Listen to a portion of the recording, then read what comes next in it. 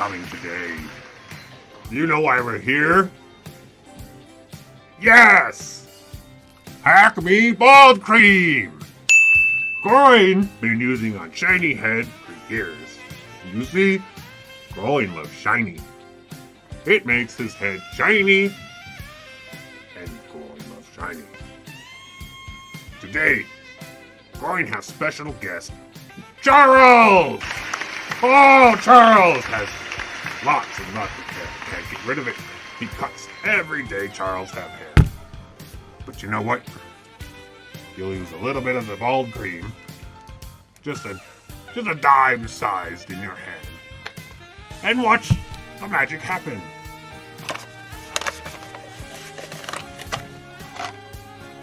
Instant shiny. Yes, instant shiny. Oh, what? It's too expensive? Well, no. Groin would not sell you an expensive shiny product. No, this shiny product can be yours for only $140.23 shiny a month. 3 payments. Call now. 1-800-BUY-THIS. Acme Bald Cream. Be shiny. Well, hey! My name is Willie. Have your loved one been messed up by the effects of Acme Bald Cream? Have you gone bald? Have you started finding yourself having tendencies to get jailhouse tattoos? Have you started trying to find little half-demon children to take care of? Have voices started coming into your head saying, groins are hailing from above? Have you started to grow scales like a lizard person? Have other crazy things started to happen? Like you can only say the word groin, and you think that everything shiny needs to be yours? Well, Willie can help. I am Willie 332. Willie at Law. Call now. Willie at Law. 1-800-LAW you down. Willie can help you from the effects of Acme Bald Cream. He cannot help get your hair back, but he can help get a refund, or at least he will try. Willie at Law & Co. are not responsible for any loss of money, accidental dimension shifting, being put down, or from an old man stealing your wife. Please do consult the nearest Willie if none of these things happen. Please don't call this number. If you need us, we will get a hold of you. We know. Willie at Law! Hi, I'm Reggie, but you already knew that. I'm introducing the new Strong Hand Lockpick. The best lockpick on the market today, and the only one. What you can do with this is pick your friends, pick your favorite sweater, pick your friend's nose, pick your nose, and then pick a look. Alright, now watch me, this is gonna be quick. So this is your standard look and key jig. One tug, won't budge, but a little diddle from the Strong Hand Lockpick, and it comes right open. For just 5 easy installments of 999 gold, you can get yourself the one and only Strong Hand Lockpick. Shocker, I know. 60% of the time, it works every time. That's a money-back guarantee, kind of. Get yourself a Strong Hand Lockpick today. Check your pockets. There's free shipping. Hey, welcome, I know you. You know me, Groin. Shiny Headman. Here to talk to you about Acme Bald Cream. Shiny. Like new shiny go-go machines, yeah. But first, follow me. Go and show you where magic happened. Yes, welcome. Welcome to Groin food making area. Of course, Groin don't make food here. Groin have people do that for him. All thanks to Acme Bald Cream. It's so magical, it sell out itself so fast. It make rich. Lots of shiny. You too can be shiny. Just like Groin's new shiny palace. Be like Groin, be shiny. Acme Bald Cream.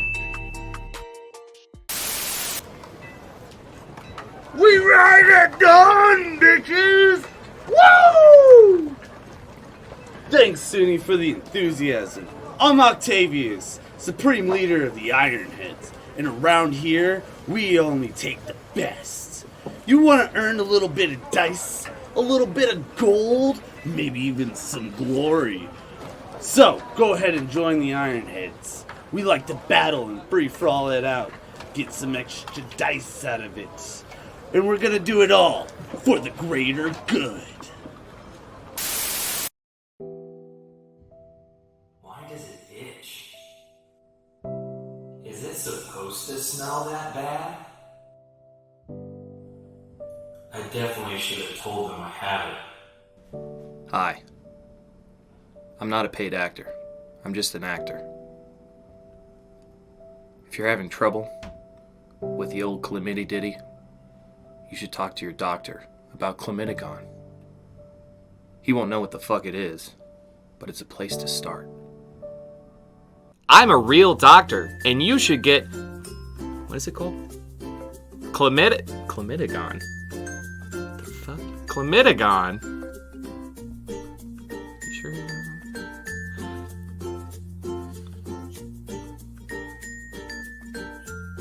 If you experience anal leakage, brain tumors, bad humor, ingrown toenails, broken bones, and heart attack, you're probably fucked. Chlamydigon does not cure chlamydia. Chlamydigon is not a real drug. Hello, I am Sven, and I am here to talk to you about the new product, Rolf Spinach. But the best part about the spinach is not the taste, although it tastes great. It's actually the healthiness of my colon. My colon is so clean, you could eat spinach out of my ass. Although I don't recommend my ass, please. It leaves it feeling shiny, clean, and nice. But wait, there is more. If you act today, not only do you get Ralph Spinach tasty, great colon cleansing, but you also get this free bell. Fuck, where'd the bell go? You get this bell. So order today and fast now. Otherwise, you won't get the bell or the spinach.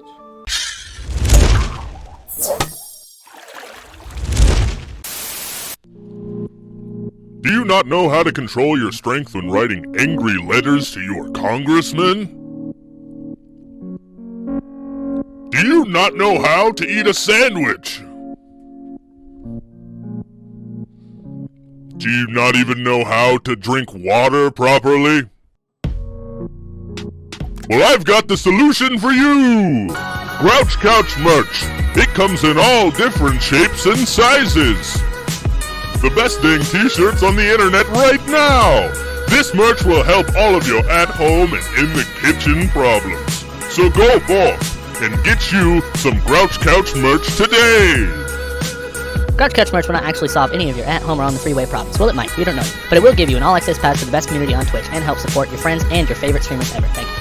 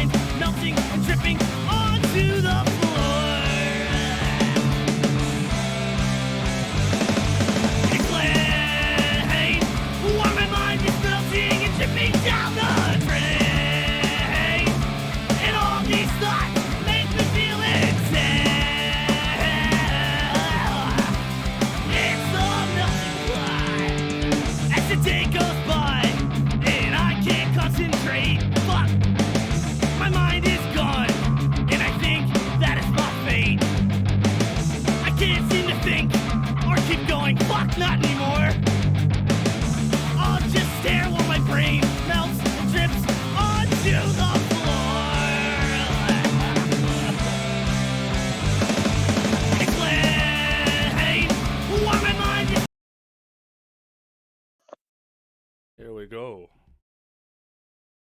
Aha! Dom isn't here yet. Welcome, everybody, to the approved adventures of All Haven. Friends, welcome here. Tonight is our collaboration with Hero Approved. Tonight it's going to be us four.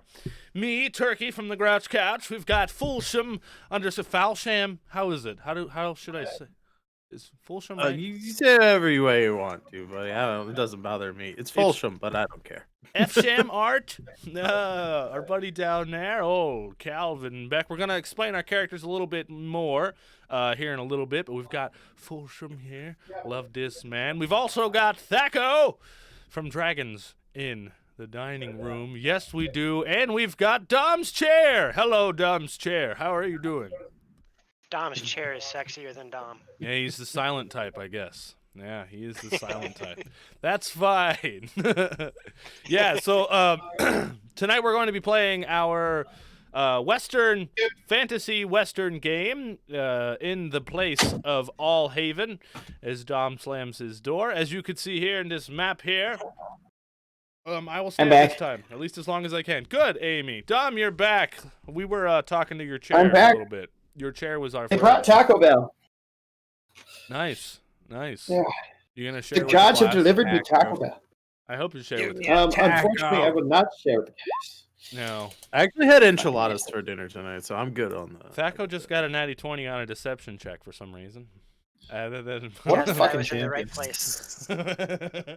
Okay, so actually, let's do it this way. Before we get started, you guys, talk about yourselves and then explain who your character is. And we'll go through all four of us. There's only four of us, so we have time to do this. Domilton, you're first. You're in the center. Fantastic. Those of you who don't know me, wow. Who is I'm that? Dom. Who doesn't know you? The craziest tit fucker that you will probably ever meet. I am playing Dr. Fatenderunk. No, it's not Dr. Fat and Drunk. Whoever told you that is probably going to get their head exploded. Who knows? We don't know around here. He's a smart little lad who has mind control and telepathy, reading thoughts. He understands every single language, can read, write, and speak every single language in existence. He's a pretty smart dude. But other than that, he's like fancy, right? Not a lot going for him. He's like, super fancy guy. I remember from last episode there were a couple role-playing moments where your character was it was super fucking funny. Like I was into it. He's not necessarily fancy. He just he's more so just trying to live in a world where he's the smartest guy in the room. Too many times he realizes that. Yeah. Okay. He gets kidney punched in it before he can do anything about it. All right. That little tit fucker in the corner. All right. Yeah, what you talking about? Fulsham, we're gonna let you go next, buddy.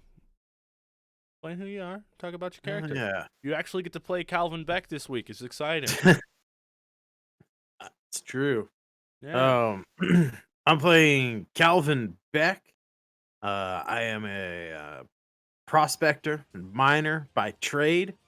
I have the preternatural ability to sense where metal is and what kind of metal it is within 2 miles of my location. I can also manipulate metal with my mind, making it float. I can shoot it, at people real fast as as a weapon. I actually carry a satchel of railroad ties, or not ties, what are the railroad spikes. The giant nails. Yeah. The giant nails. I carry a satchel of those with me as ammunition for my powers. Nice. It's something that I haven't had to use yet.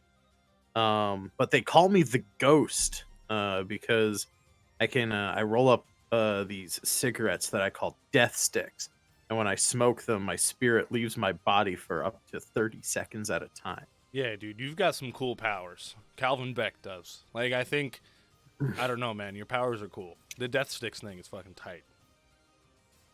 Maybe I'll get to use it tonight. Who knows? Yeah. Yeah, we'll see. All right, Ty, Thaco. I'm better known off as the Tinkerer because, well, that's what I do. I'm playing. Well, I'm a gnome, and I like to work on projects and stuff. And unfortunately, one of the projects exploded, and I got crushed underneath a bunch of stuff. And now I walk around with these awesome prosthetics that I've created, and I can manipulate them. I can turn my arm into a shield or a blaster and hit people with energy. Or, you know, if they just make me mad, I can use my steel arm and punch them in the face really hard. I'm kind of a cross between a scientist and the punchy guy. And your character's a gnome, right? You a gnome? Yeah. Yeah. Yeah. It's cool. Ty Yeah. Zoj? Zoj? Zoj. Yep. Very good. Very good. I'm not jelly of the Senate twist. Look, Dom, you're making everybody hungry. All right, and me, I am Turkadur, otherwise known as Professor Dad Turkey. That's what people have been calling me this past week. I, from Grouchcouch, this channel here. Very good. Very fun. Lots of fun. I am the Shoveler, Tom Thomas, otherwise known as the Shoveler. I have a powerful shovel, yes? And I can make large holes with the shovel. I can also fly on the shovel. I could throw it like boomerang. It's a very cool shovel. That's what I have as a superpower, is a shovel. My character actually discovered that he was attuned to this shovel and decided to take it with him and travel and use the shovel for everything that he ever does, ever. So it's very cool. So he's the shoveler, and that's what he does. Do you eat cereal with the shovel? Hell yeah. The coins, they fell from above. Loxy, 10 bits. Loxy, thank you so much, Loxy. Cheers, friend. Appreciate you. For the shovel. Yes, for the shovel. Thank you. All right. Tonight is also a special treat, everybody, because Dom is going to be DMing for us. I have never gotten to play a game with Dom as the DM before, so I'm very fucking excited. You have center stage, Domilton. Unless there's anything else anyone else wants to mention, take us away. I have a quick I didn't sidebar. realize he was the DM. I ordered 3 tacos. Yes. This is how much sauce they gave me. They're generous with their I don't know what to do with all this sauce. Very. Bathe in it. Well, at least we're on stream now, so read one. 4, 5, 6, 7, 8, 9, 10, 11, 12, 13, 14. I got 15 sauce packets. I got it. Every time we roll a natty 20, you have to down one. Aha! Yes. Yes. All right, I will put aside the. All right, I will put aside the 3 that I'm going to actually use for the tacos. I have 12 sauce packets in total. Well, we already rolled the natty 20 deception check, so baby, get a drink in. Okay, starting now. Starting now. Yeah, starting now. Starting now. You guys have 12 shots to get some natty 20s. Y'all heard it here first, folks. Hey, Sangretti's here. Welcome, buddy. I will start drinking sauce packets for every nat 20 that happens. Okay. If I run out of sauce packets, I'm going to be depresso espresso. Maybe I'll start chugging beers. Who knows? There you go. Wait, when I DM, I will also do something like that. Fair? I'll do something when I DM. Okay. I DM, I will not. You don't need to. It's fair, dude. It's fair. Oh gosh. So as Turkey previously mentioned, we are not on Dungeonsanddom channel. So thank you, Turkey, for letting me completely hijack the channel for one episode. It's true. It's true. DMs are going to be hosting this show on their channel, but unfortunately, until we can get Dom a proper computer, we're all going to be taking up the task and taking turns of hosting DM Domilton. That is right. So everybody go sub to Dom and subscribe to his Patreon and donate to his PayPal account and and then give him him I your do not gold have a jewelry Patreon, and but balls a twist. Give me all your monies and I'll give your balls a tug. OnlyFans. We found him on the side of the road trying to eat a PHB. And told him to DM, what the fuck is a PHB? Player's handbook. Player's handbook. Oh. God damn it, Turkey! I was thinking peanut butter hamburger. That's what I was thinking. Peanut butter hamburger. I was thinking PBJ. I don't know. Welcome back That's to awesome. Hero Approved Teaches. Welcome back to Hero Approved Teaches Turkey DMing and D&D terminology. Right? Our first word, PHB, peanut butter hamburgers. That normal thing that everybody knows about. Right. I thought Obviously. maybe it was a typo. Have you 6 of have those you in my never had a closet. peanut butter hamburger? And Turk Sturp is showing. I'm a Twitch streamer first. All right, D&D player second. So don't hate.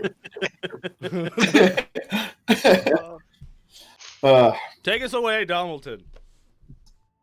As we digress from the chaoticness of peanut butter hamburgers, also in character, digressing after a very intense train ride that we did not expect to be as tense as it was.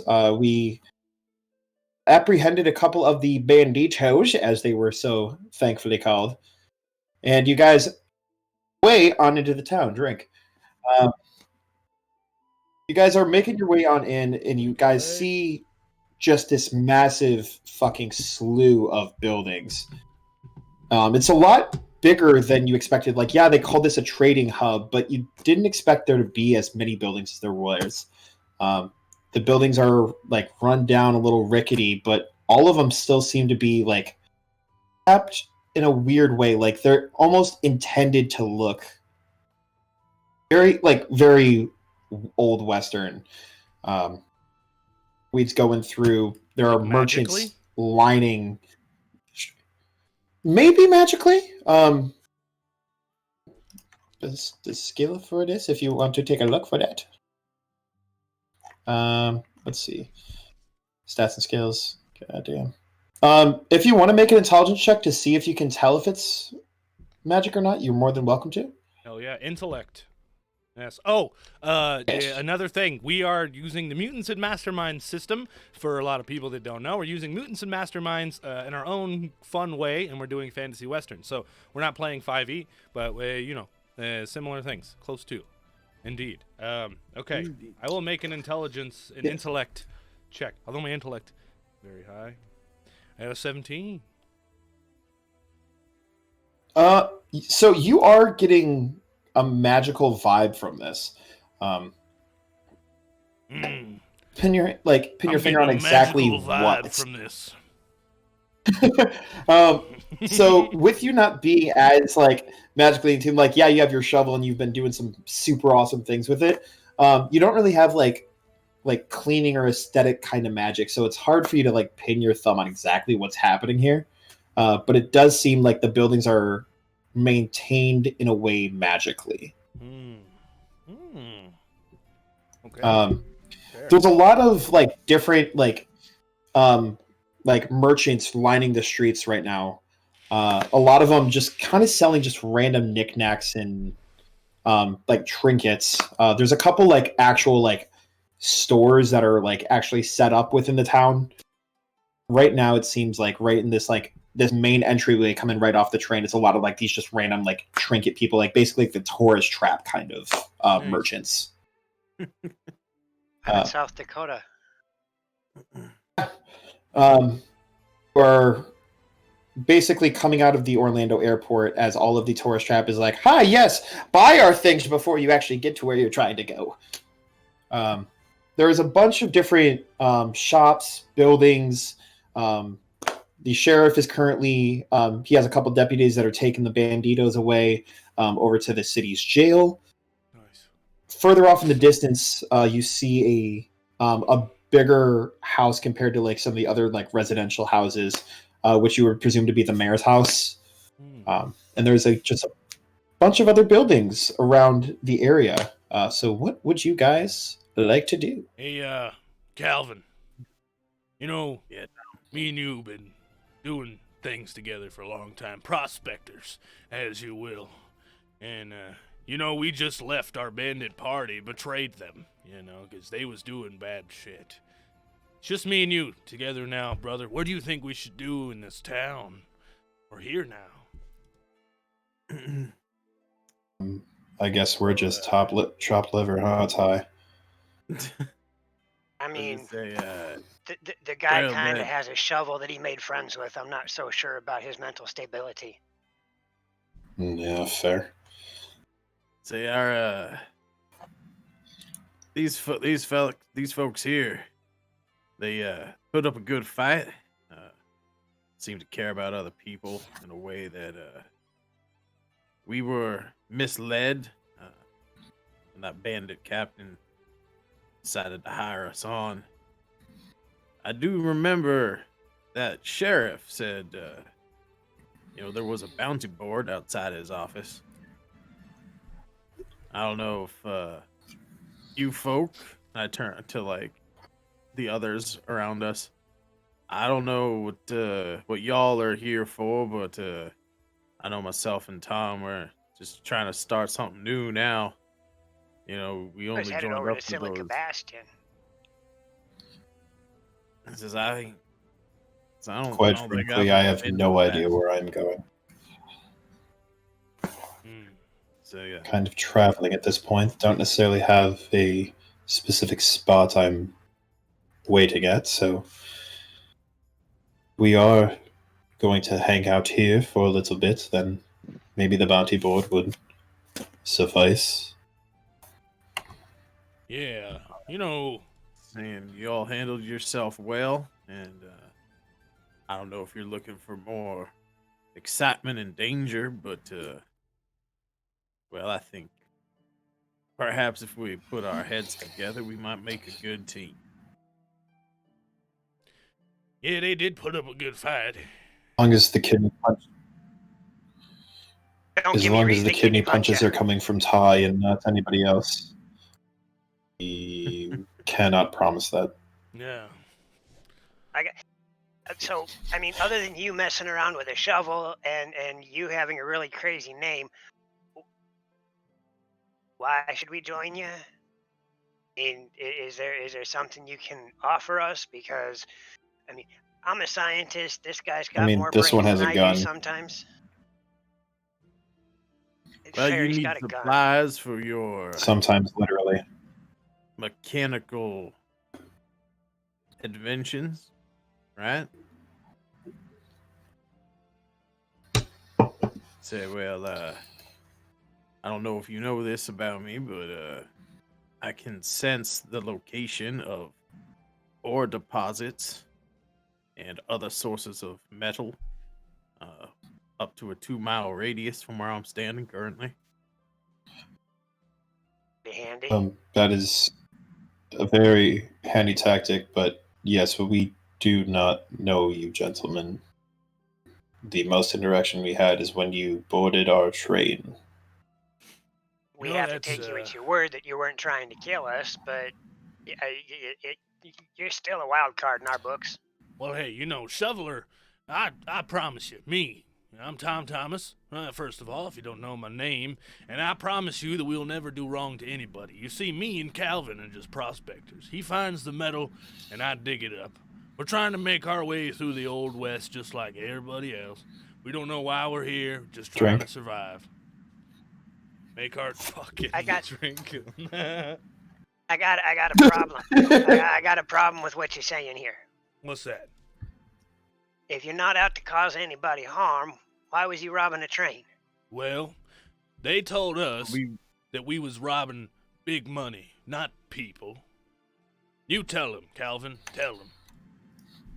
Yes, we was led to believe that we were gonna be robbing a bank train, a bank that has insurance. Somewhat is a victimless crime, as they might say. We fallen on hard times. We was out in the desert outside of Mercy. Couldn't find no prospecting, and it was tough. We was put into a precarious situation, and well, ain't proud of it. But we tried to take the easy way out. Soon as we found out y'all was on board that train, we turned on our fellows, and we tried to stop that robbery. I ain't out there to hurt the little man, but I do have to say that is a very compelling story. Would one of you mind? This may be a little invasive. One of my abilities is to be able to read thoughts.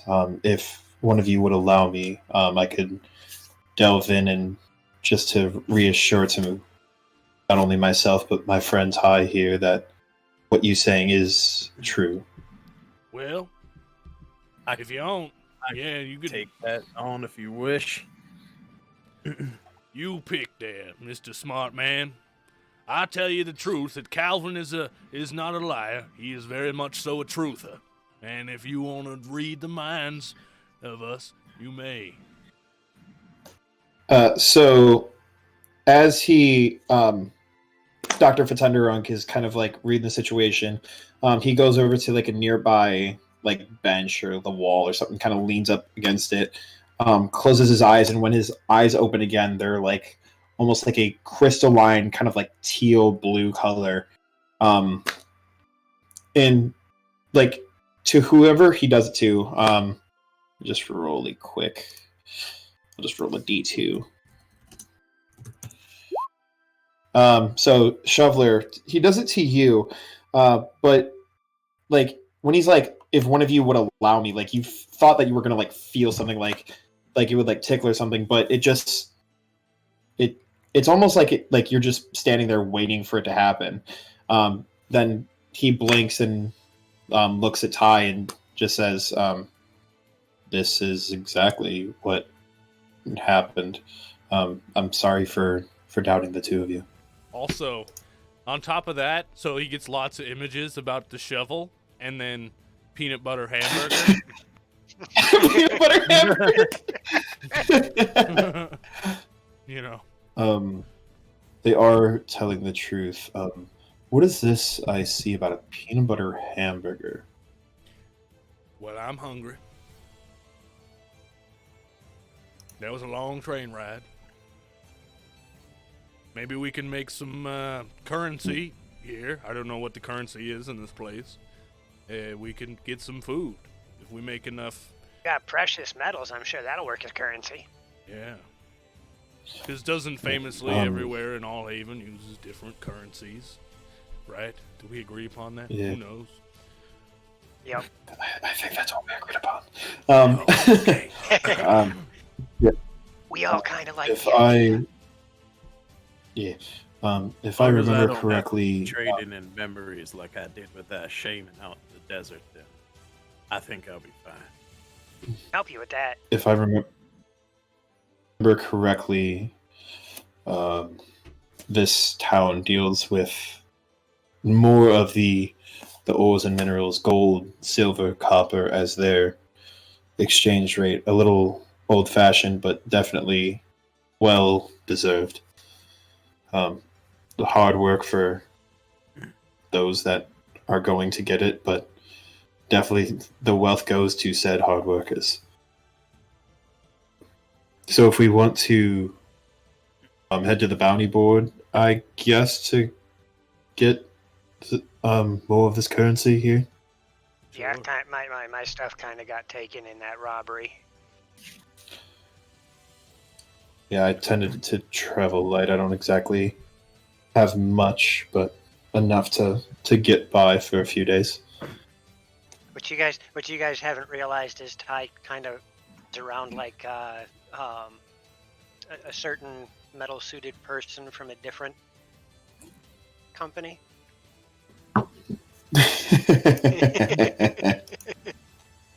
From a different company. Oh, I get it. You're Titanium Man. That's right. Well, I think definitely want to head past that bounty board. Perhaps we can see if there is any bounties up way of Mercy or heading back that way.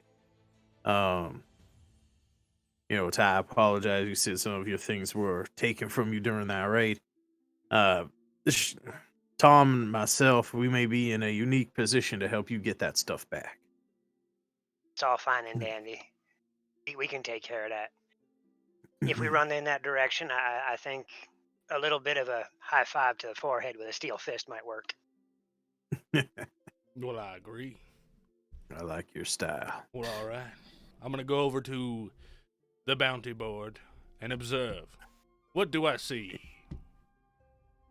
A bounty. So as you guys were having this conversation kind of near like the train platform, the sheriff and the deputies took the banditos away towards the jail. We kind of follow in as a group a few minutes after them as we have our discussion and kind of feel each other out. We head over to the sheriff's like office / the like city jail, and out front you do see this bounty board and just a bunch of different like notes and like papers, some of which are very official, like printed out from the sheriff, hand pressed in ink or like handwritten by either the sheriff or the mayor, and some of them look like it's just like someone from the town wrote dead David, like random stuff. If everyone can make me what is the perception? There's perception checks, right? I forgot to look exactly what the skills are. So like my default is like D skills. Of course, I wasted my nat 20. Yeah. If everyone can roll me a perception check to see what you find. I should change my name to Shoveler and not just GM. Hey, I'm the shoveler. My name's Jeff. By the way, if anybody out there in Viewerland hasn't noticed, in that corner, you'll see that the hero-approved logo has metamorphosized into something much more inclusive. Could be. He's got a good point. Yes. Down there. It's very beautiful, I think. Yes. Yes. I see it. Man, tugging your own horn there, huh, Turkey? I don't know who this turkey man is, Dr. Fitindrunk. So you guys all see a different like one that kind of grabs your attention. Mr. Ty, we will start off with you. Ty, you're looking at the board and you're being a little bit shorter, you're looking at the ones that are kind of eye level. Yeah, like you're looking at the ones that are eye level with you. And you see one from like some the little stable kid hands, lost their teddy bear. Sable and Gable. You see one from the stable hand, Sable and Gable. It says missing horse named Lucky. Inquire at details at Sable and Gable stables. And that's all that the like.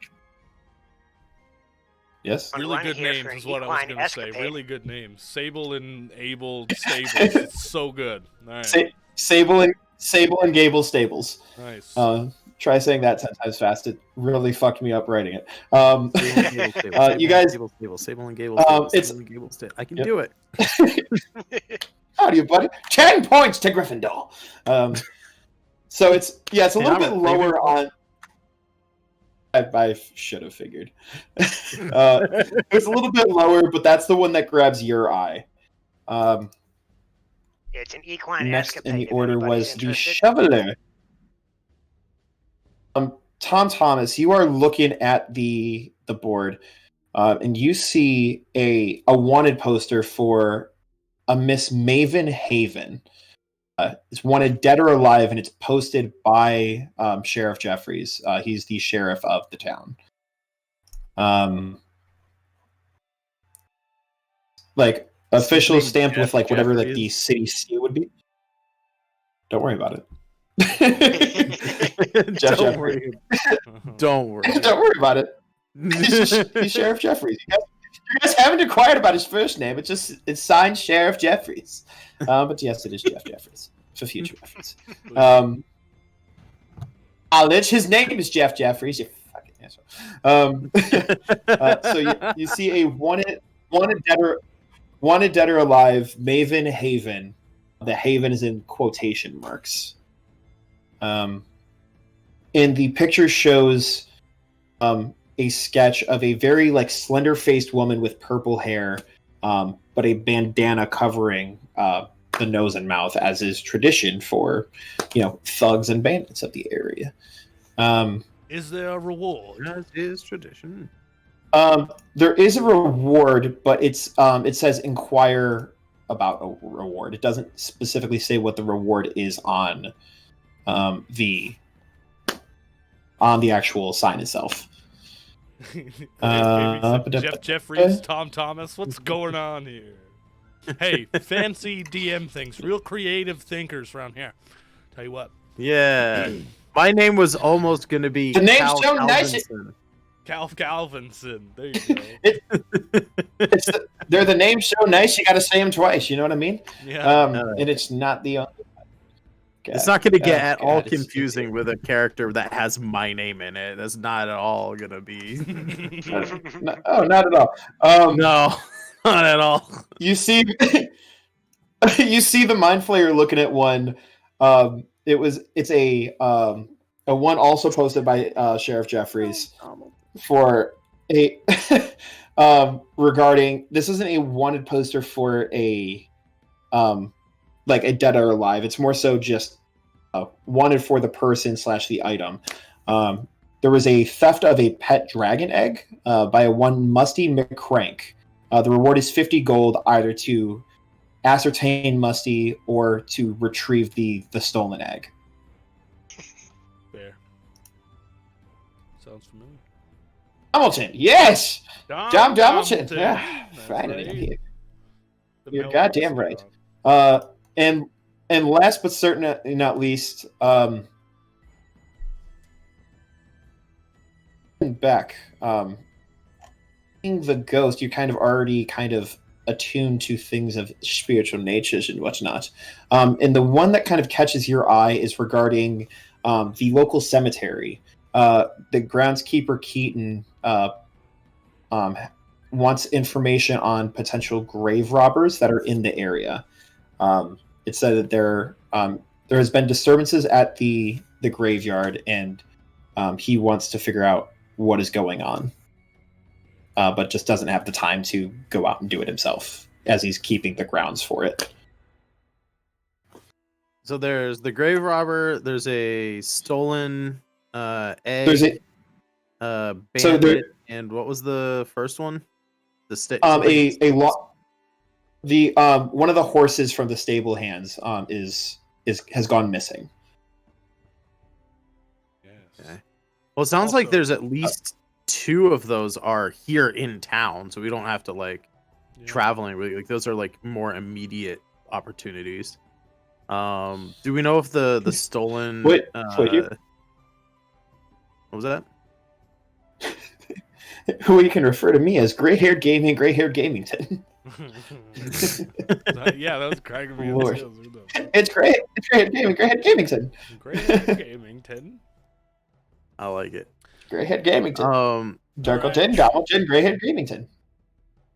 Do we want to? I'll say this in character. Jeff Fackleton. So I'll rip off the sheet of paper about the graveyard, since that's the one that I saw. And I'll say, do we want to? I mean, it looks like we all kind of set our eyes on a different bounty here. Should we all head inside and maybe ask a few questions, or do we want to maybe, adjourn to a saloon somewhere and, have a few drinks first? Well, Calvin, I'll follow you anywhere you want to go.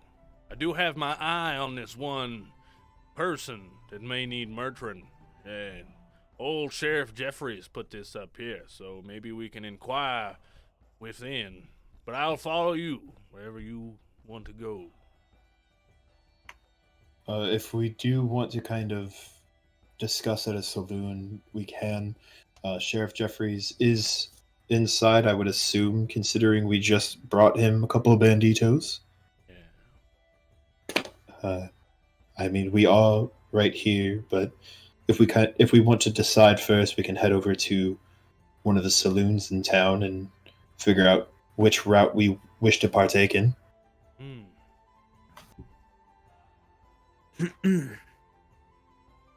Well, looks like, at least 2 of these are immediately available to us here in town. Of course, gone missing at the stables, and there's trouble over at the graveyard.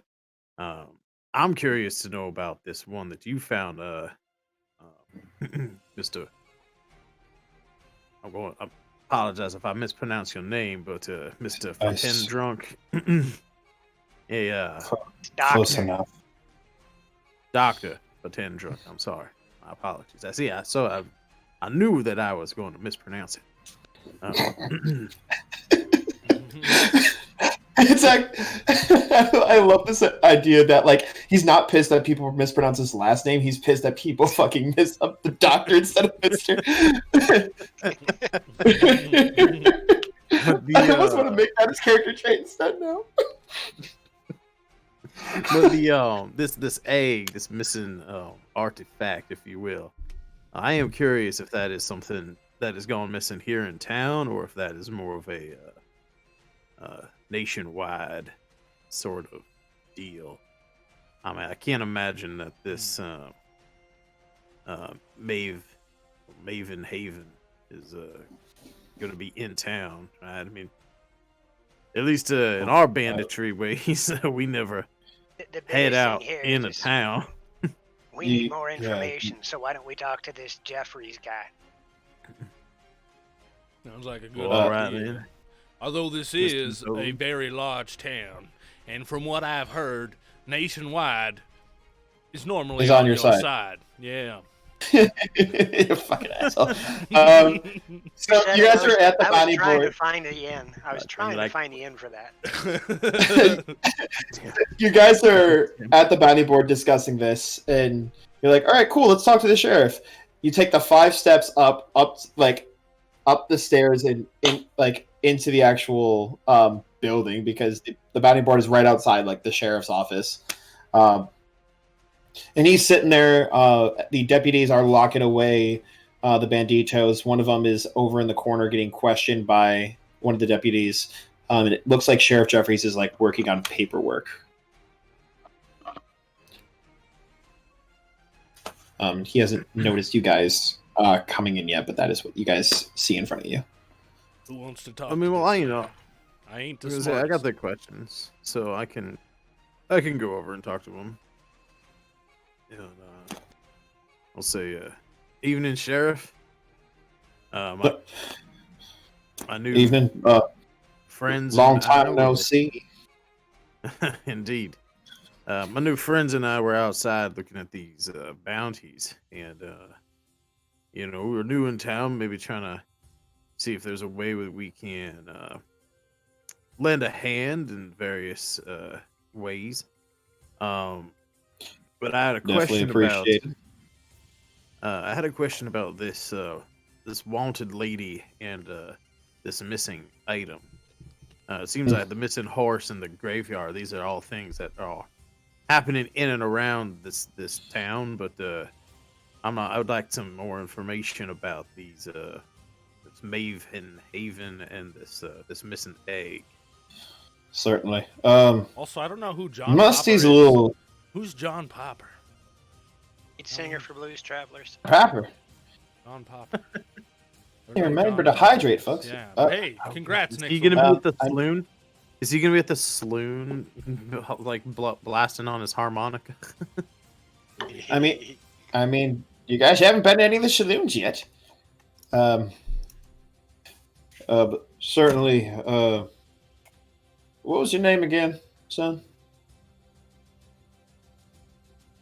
I believe this bounty here says Maven Haven. I was asking your name, son, but yeah, I know who Maven is. I thought you said her name, not your name. I'm sorry. Your My apologies. sorry. I know that the accent can be a little thick sometimes with a little bit of a speech impediment. My ears is falling off a little. You might want to get that looked at. We do have an apothecary in town. Gotta readjust these. My ears. Yeah. You might want to get that looked at there, fella. It happens all the time. It's no worry. No, my name is Calvin. Calvin Beck. Calvin, it's a pleasure to officially meet you. Sheriff Jeff Jeffries at your service. Yeah, so these two are ones that I have posted previously. Musty McCrank is a little bit of an oddball. one of the town citizens, Bud, had apparently had a theft of a dragon egg. I don't know if that's like a technical term or if he literally means a dragon egg. If so, like I'm a little bit scared of that. But he filed it through us and the deputies, so I had to post it as an official bounty. Maven's a little bit more personal. Her and her gals have been causing up a lot of mischief up in the city. Kind of runs her own little gang of sorts, for lack of a better term.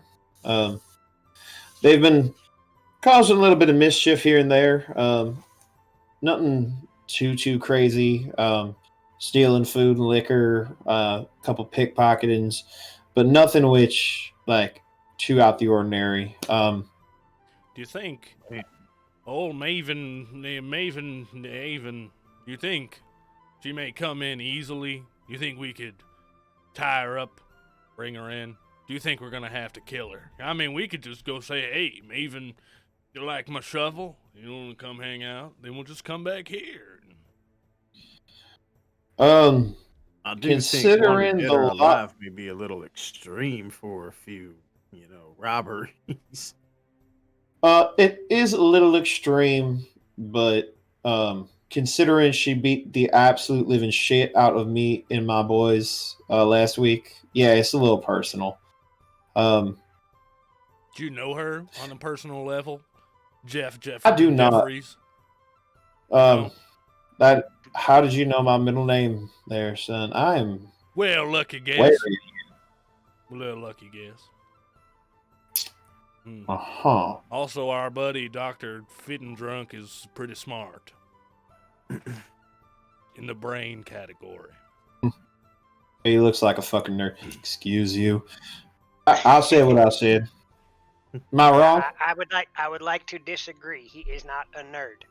He is a geek. There is a difference. Excuse you. Yeah, okay, yeah, I can see it. I can see it. The one department. Apologies for calling you a nerd. I feel like the butt end of every joke here, and I don't know how to escape myself from the situation. Well, you're kind of the center of attention right now, so deal with it. Dr. Fat and drunk? Is that what they said? I will fucking kill you. Is that a threat? And they just like, you could just feel the tension. No, I just love you talking to yourself. It's so good. Yeah, right. I love it. Yep, right. Thank you. Well, I will fucking kill you. Love it. All right, Mr. Guy. All right. Yeah, that's the only thing about having a DNPC talking to your NPCs. That's great. It's true. It's true. Imagine playing it. Right? Oh God. I do not know her on a like personal level. You know what I'm saying? She came into town, looking around. Apparently, there's been a couple like muggins within the town, which I'm personally linking to her at this point. I can't confirm it because we don't have any witnesses yet, but her and her gals have been causing a lot of trouble for me and the crew. So at this point, it's dead or alive. If it's dead, it sends a message to whoever she's working with. If it's alive, then hopefully that'll kind of calm down whatever the hell she's been doing. Well, you can count on us. Dead or alive, you say? Wonder how she feels. What do you know about the Sable and Gable stables? Sable and Gable stables? Oh, Sable and Gable? Yeah, they're stable. They're Not the Sable and Gable stables. Yeah, they're the Siamese twin stable hands. Conjoined at birth and Sable and Gable, yes, sir. Oh, you say Sable and Gable are conjoined twins? Sable and Gable are conjoined. That literally down the middle. They got two shoulders, two legs, two arms. Down the middle. Are they just one person then? They are one person. So Sable and Gable of Sable and Gable stables are one person. They are one person, but two people. It's a really finicky subject that I don't necessarily even know. But like think like a chest but wider with two heads coming out Sable of it. and Gable. Sable and Gable. The Sable and Gable have two heads. Correct, the Sable and Gable directly Sables. down the middle. I thought like one half of their face was Sable, the other half was Gable. Oh And no, it's like they one are. body. They got two heads but one body. It's Sable and Gable have don't- two heads. Yes, be sure to make eye contact and try not to stare at the conjoined part. Kind of weirds them out a little bit. If they got four eyes and they're one person but two people, how you make eye contact with all four eyes? Well, I have Very a carefully. eye, so I can make eye contact with both of them at the same time. As it trails off a little bit wider. I'm actually looking at the sheriff right now and keeping an eye on my former cohort, Salem.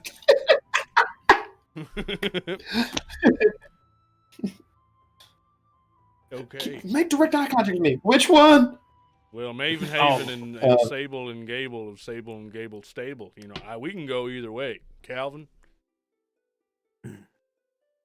I mean, well, it sounds like they're all here in town, so that makes things a lot easier on us. I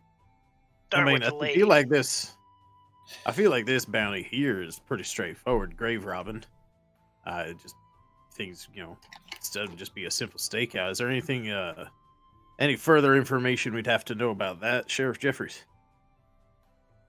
Keaton did say something about having some trouble over at the grounds, kind of late at night, but nothing like concrete. Didn't give me too much information. Just said it's been trouble, but I mean, it's a cemetery. People keep visiting all the time. People die all the time, so like I didn't pay any mind.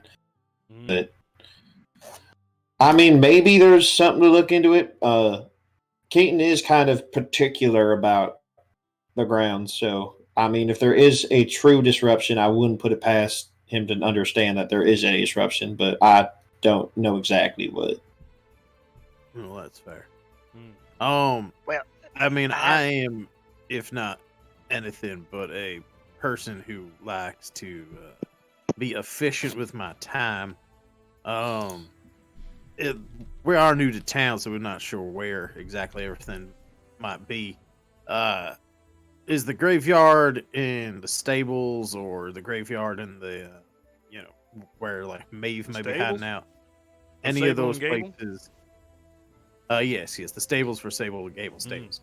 I was wondering, are any of these places like close together that we may, stop by one and then stop by the other? Or are they all just spread out across town? Let me see. Sable and Gable stables, they're kind of near.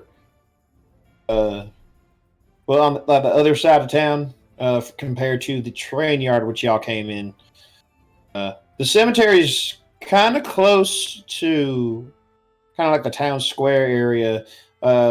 Originally, it was just a pile of dead bodies, just because of all the people fucking having issues dueling out there. You know how it go. And then it ended up turning into an actual cemetery. Why is Jefferton Jeffries like Western ghetto? You know, everybody out there doodling. You know how it go. Look, I've been in the sheriff post for a long time. I've seen some shit. I don't need your saying. Shit, It turns out this is a modern fantasy western. I get what he's saying, Tom. I understand. Sometimes you're acting as a sheriff out there, and you take somebody's brother in, and they have a problem with you, so they shoot you in the back while you're playing poker. I get. He's right. It's how things go. It's like, see, this is a man of culture. This is a man who understands what is happening. I appreciate you, sir. What say you, Ty? I have a couple of questions now. What time? I may have a couple of answers. You guys, we boarded the train early in the morning. It was about a 2-3 hour train ride, right? Yeah. Also, magical place. Could be morning now. Who knows? Yeah, maybe time runs back. You know what? We in Allhaven. We're in full Western mode. It was about 3 hours. It's like a This is 150 miles between the town and the train was traveling. 45, 50 miles an hour. I think you know what time it is. It's high noon. Yeah, damn right. That's my line. I'm wearing the punch. I'm wearing the poncho. Do the bit. Do the bit. Calvin, what time is it? It's high noon. Here we go. Thank you. So my thought here, if it's noon, then we can go check out this Maven chick, and hopefully take care of that. Bring her back here, and by that time it should be nightfall, and we can take care of the graveyard. Because I mean, we have to go to the graveyard at nighttime. I mean, that's just classic fashion, you know. You can't go to the graveyard. Who's robbing graves in the day? Yeah, ain't nobody. Well, I don't know if anyone's going to be robbing graves, but Keaton is there around 24 hours, 7 days a week, holidays included. I don't. That man is a workaholic. 3 or 4 nipples. One question, Jefferson. Yeah. You know, I have never asked. Yeah. Mabel and Gable Sables of Stables. 3 or 4. Sable nipples. and Gable Stables. Yeah, Sable and Gable Stables. They got 3 or 4 nipples. I want to say 2.5. Dare I say? I believe they have. Naples. I believe they have one on each side, like one per twin, and then a half of one kind of in the middle where got stuff. But I've never seen it, so that's just right. How many navels does Sable and Gable of Sable and Gable Stables have? How many navels? Right. I mean, we're asking about body. We must know something about the navels of Sable and Gable Stables. We must. It's the only way. Also, look, if you are able to count the Stables, did they ever work at Staples? Off the supplies? They did never work at a Staples. They did ask about Staples though. So if you are able to inquire with Sable and Able about my Staples for their stables. The double naval Sable and Gable of Sable and Gable Stables never worked at a Staples. Correct. They worked at an Office Depot.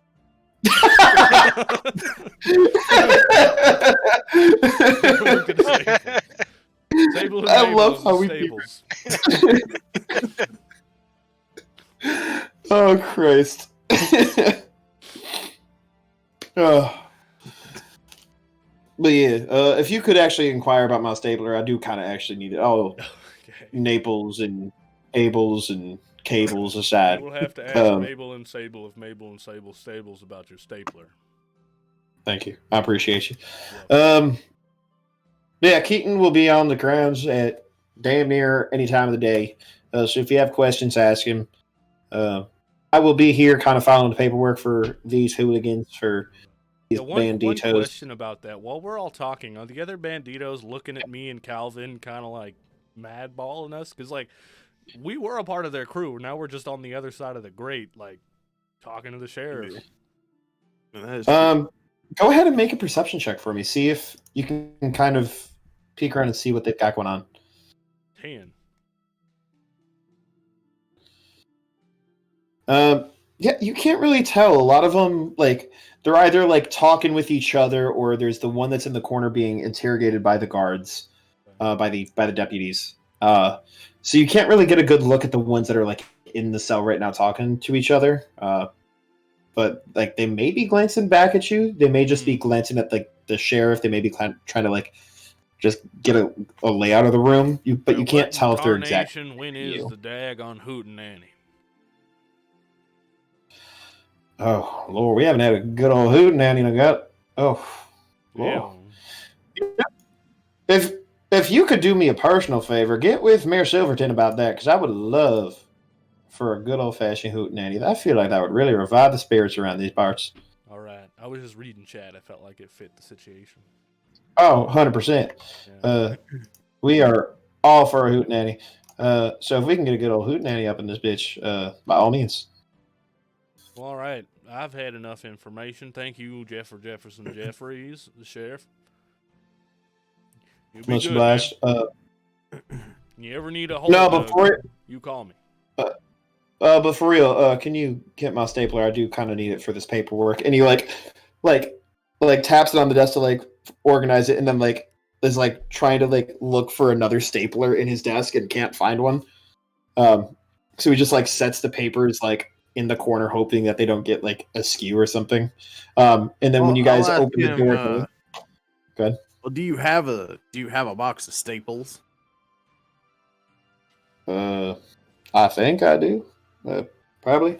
He looks in the drawer where his stapler would normally be, and he pulls out a little box, and there's like 15 staples left. Like there's not a lot, so he has to go to Office Depot to get more. I said, well, while we're out there looking for your stapler, maybe I can help you. Hold up that stack of papers that you need stapled. And then like confusedly looks at you and like lifts up the papers. And then I'll use my my manipulate metal abilities, and I'll just like mind magic the staple like out of the box and like like staple the papers. Nice. Tell me I'm not the only one that every time he says mind magic, Tenacious D pops into mind. Mind bullets. It's telekinesis, Kyle. As you start taking the staple out of the box, he starts kind of like Hanko, because he like has no idea what the fuck is happening. He has never seen these kind of powers. He's a dude with a gun. He's like, what in the Sheriff what the hell? Jefferson? It looks like your cemetery ghost problem may be more of an issue than what you realize. We're gonna get on that. I don't listen to my friend Tom. Did you just staple that with your mind? Wait, who's that? There are ghosts in here. Yes, Sheriff Jeffers. I have an unnatural ability to manipulate metal, and I can even track down metal within a 2-mile area. Although right now the tracking senses are a bit overwhelmed with the amount of not just the iron bars of your cells over here and all of our weaponry, but just the town in general is quite laden with iron and other metallic objects. It's a bit overwhelming, but I can still manipulate small things like a staple. Thomas, make a deception check for the ghosts in the room. Okay. I feel like that should be at like a -2 circumstance because I am actively trying to undermine that. Well, I got a 15, so it would be at a -2 because you're explaining it, but also he's never seen this kind of shit before, so he would believe just about anything that you guys are telling him right now. He actually gets a +2. So like superstitious. So like it's a simultaneously +2 and -2. So like he's like shaking, like trying to figure out where the fuck these ghosts are in the room, as he's like nodding as you're telling him about like the iron bars. He's like, yeah, yeah. I see that you and like are he scared. he looks like he's like reaching for like his pistol, like as if it's gonna do something, and then realizes he's looking for ghosts and doesn't know what to do. I see that you are scared. Now, if we imagine it or happen to get rid of these ghosts, maybe you can increase our reward. Yeah, if you can get rid of these fucking ghosts up in here, then absolutely, I will pay you double. What are we talking about? I'm gonna see you later. I'm gonna turn my hand into the energy cannon. Oh God, he's a transformer. He's and then I'm No, gonna wait a minute. You know about Transformers, but you don't know about people like me. That's technology. That's magic. Yeah, I'm a smart gnome. That is a technological piece. You just moved a stapler with your mind, and you're going to tell me that I can't believe that thing over your thing? Really? That's what you telling me right now, partner? He didn't move a stapler. That was a ghost. Well, I mean, technically, it's not magic. It's just an ability that I have. It's not like, I'm one of those high elves over at Assad, dude. Yeah. Assad. Those guys are something. Yeah. I certainly ain't like them Frosthelm elves or those strange folk up at Whitebeard. But yeah, if you can get these ghosts out of here, I don't know if you brought them in here, but if you could take them out with you, that'd be very much appreciated. Calvin. Actually, no. I'm gonna turn to my doctor buddy. Can you open the door for me? I'm Yeah. going to exorcise these ghosts. Now, that will be an exorcism charge, of course. Realize that, Sheriff. Fine. Just fucking out of here. Little guy. I'm not going to be able to focus all day if there are ghosts up in here. And Dr. Fatenderunk just is shaking his head the whole time as all of this is happening. And just opens the door for you. As he opens the door, I'm going to turn the energy cannon toward the door and just go, boom, and make this nice big burst of energy, so it looks like something is getting forced out the door. And then right away, like nonchalantly, like nothing even happened, just turn to the sheriff and be like, "There you have it, Sheriff. Job is done." I'm so glad you're riding this train with me. We have exorcised the demons. What is... So how does the bonuses work with these checks? I want you to make a either a deception or performance check. I don't know what it would be for this act. You would have some type of bonus. Well, there's so in Mutants and Masterminds there are circumstance bonuses and there are also team checks. Yeah. But basically, if you think it's like a minor bonus, it's a +2. If it's a major bonus, it's a +5. And then the way team checks work is we nominate a team leader. Everybody else makes a check against a 10, and for every success we have, remember, because there's degrees of success. For every degree of success that we have, we add a +1 to the main person's roll. And then that person has to roll against the actual DC, which could be a 12 or a 17 or a 39, whatever it may be. I think the team checks thing is a cool thing, but I'll just do the +5 for the major bonus since he's already been deceived by Tom Thomas. So go ahead and roll either deception or technology since you're using your cannon. Okay. And go ahead and roll with +5 to that. 20. Oh yeah. Pretty good. The doctor is holding the door open, and then when you do the burst, the door almost because he was kind of holding it, it goes a little bit further off the hinges than it's supposed to, and the doctor even starts going out the room a little bit. And as as the sheriff is looking over the situation, he doesn't say a thing. He just reaches into a lower drawer, sets a sack of 100 gold on the counter, and just tips his hat. He's just still trying to process what the fuck just happened. We did something as Way to be of service. That was cool. I'm gonna grab the bag of coins and I'm gonna toss it at Dr. Fat and Drunk. What? Why am I the holder of the currency? You were the one who stood there in the face of danger as I pushed the ghost out the door past you. You deserve to hold on to the reward. Okay, well, I'm just gonna hand it to everyone because that's fair. But I guess I'll just put it in my bag for now. I mean, he's kind of awkwardly fumbling with it as he puts it in his bag. So you guys exit on in after properly exorcising the fake ghosts out of the. While we step out into the road and we're getting ready to head to our next destination, are you cool with taking 10? I need to drain my dragon. We'll take a breath. Yeah. Everybody cool?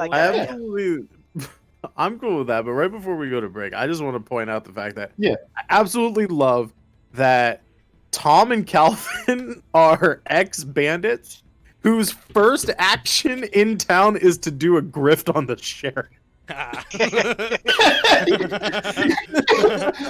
Totally just scam the sheriff. out We of just exercising stumbled the into ghost it. out of I this didn't fucking mean office when none of the deputies even chimed in because like they're all just like sitting in the corner as you guys are fucking doing this shit. And he's just like sitting there doing paperwork as you staple his paperwork together and then go, oh yeah, by the way, there's ghosts in here. We can exorcise them for you if you want. I don't know how we know, but there are ghosts in here, Sheriff. We're new in town. Indeed. Gosh. Okay, so I mean, technically, we weren't lying. My name is the Ghost. So Oh god, there's more! Get him out! Oh. Okay, so we're gonna take 10 to drain our dragons, everybody, but don't go anywhere. All right, make sure to come back within 10 minutes to continue us watching this show. But hey, while we're gone, do yourself a favor and hop over and follow everybody on the team because look, these guys aren't a part of this channel here. They're a part of our stream team, right? There's a link right there. It's called Streamer Links. You can click that bad boy and follow everybody if you haven't already. We've got Falsham_art, Dragonsinthediningroom, Dungeonsanddom, as well as Joe Dirt and Sprinkles. We're not here tonight. Make sure to follow them and show them some love while we're gone, right? And we will be right back in about 10 minutes. We might even actually come back earlier than that. Who knows? So don't go anywhere, but also go and follow them. All right. We love you. We'll be right back, everybody. BRB. Bye-bye.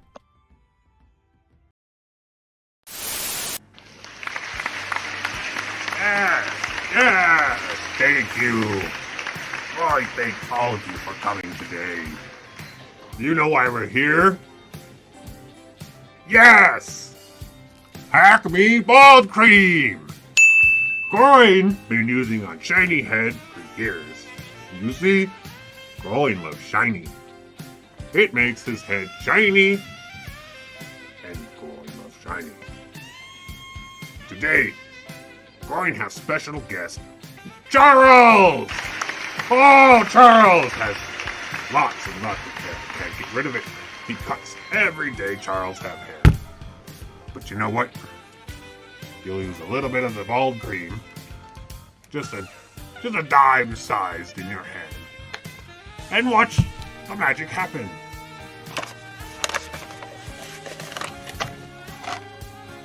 Instant shiny. Yes, instant shiny. Oh, what? It's too expensive? Well, no. Groin would not sell you an expensive shiny product. No, this shiny product can be yours for only $140.23 shiny a month. 3 payments. Call now. 1-800-BUY-THIS. Acme Bald Cream. Be shiny. Well, hey! My name is Willie. Have your loved one been messed up by the effects of Acme Bald Cream? Have you gone bald?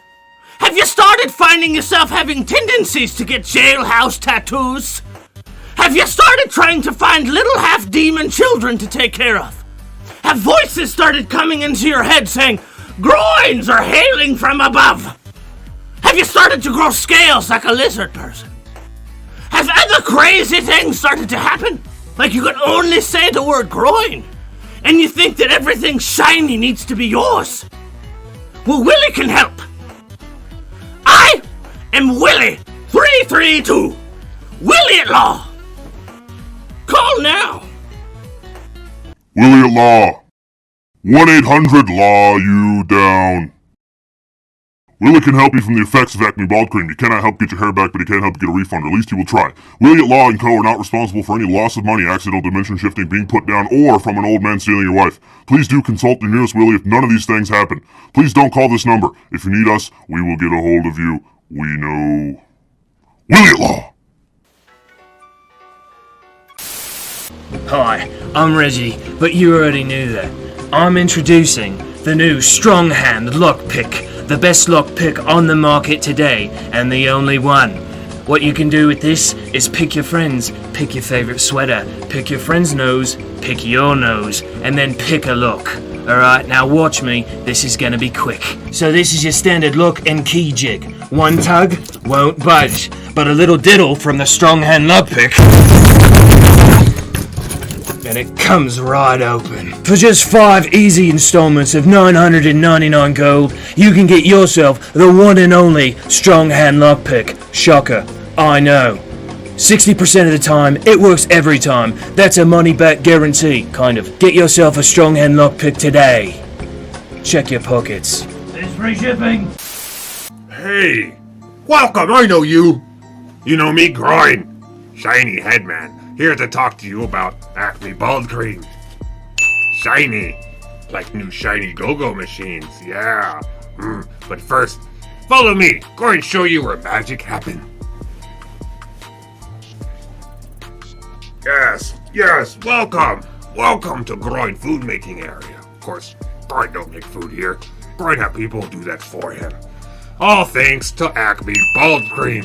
It's so magical, it sell out itself so fast. It make rich. Lots of shiny. You too can be shiny. Just like Groin's new shiny palace. Be like Groin, be shiny. Acme Bald Cream.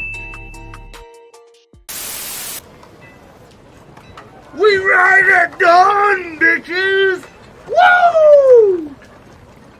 Thanks, Sunny, for the enthusiasm. I'm Octavius, Supreme Leader of the Ironheads, and around here, we only take the best. You want to earn a little bit of dice, a little bit of gold, maybe even some glory. So, go ahead and join the Ironheads. We like to battle and free-for-all it out, get some extra dice out of it.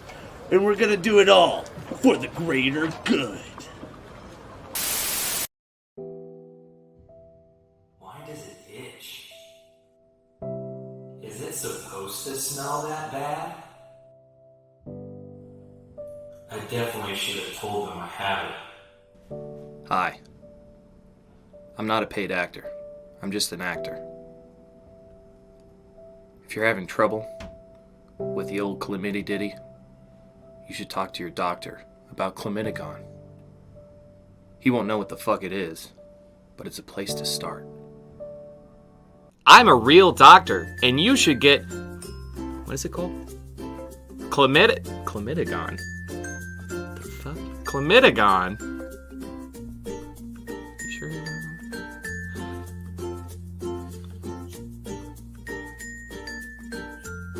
If you experience anal leakage, brain tumors, bad humor, ingrown toenails, broken bones, and heart attack, you're probably fucked. Chlamydigon does not cure chlamydia. Chlamydigon is not a real drug. Hello, I am Sven, and I am here to talk to you about the new product, raw spinach. But the best part about the spinach is not the taste, although it tastes great. It's actually the healthiness of my colon.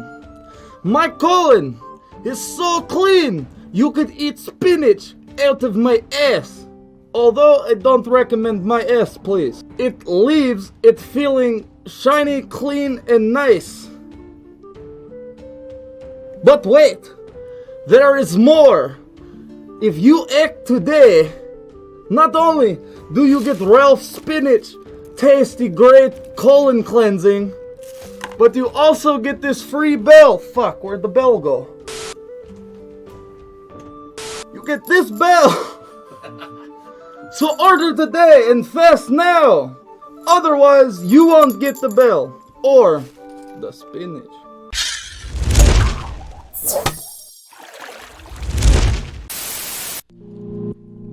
Do you not know how to control your strength when writing angry letters to your congressman? Do you not know how to eat a sandwich? Do you not even know how to drink water properly? Well, I've got the solution for you! Grouchcouch merch. It comes in all different shapes and sizes. The best dang t-shirts on the internet right now! This merch will help all of your at-home and in-the-kitchen problems. So go forth and get you some Grouchcouch merch today! Goedirt merch will not actually solve any of your at-home or on-the-freeway problems. Well, it might. We don't know. But it will give you an all-access pass to the best community on Twitch and help support your friends and your favorite streamers ever. Thank you.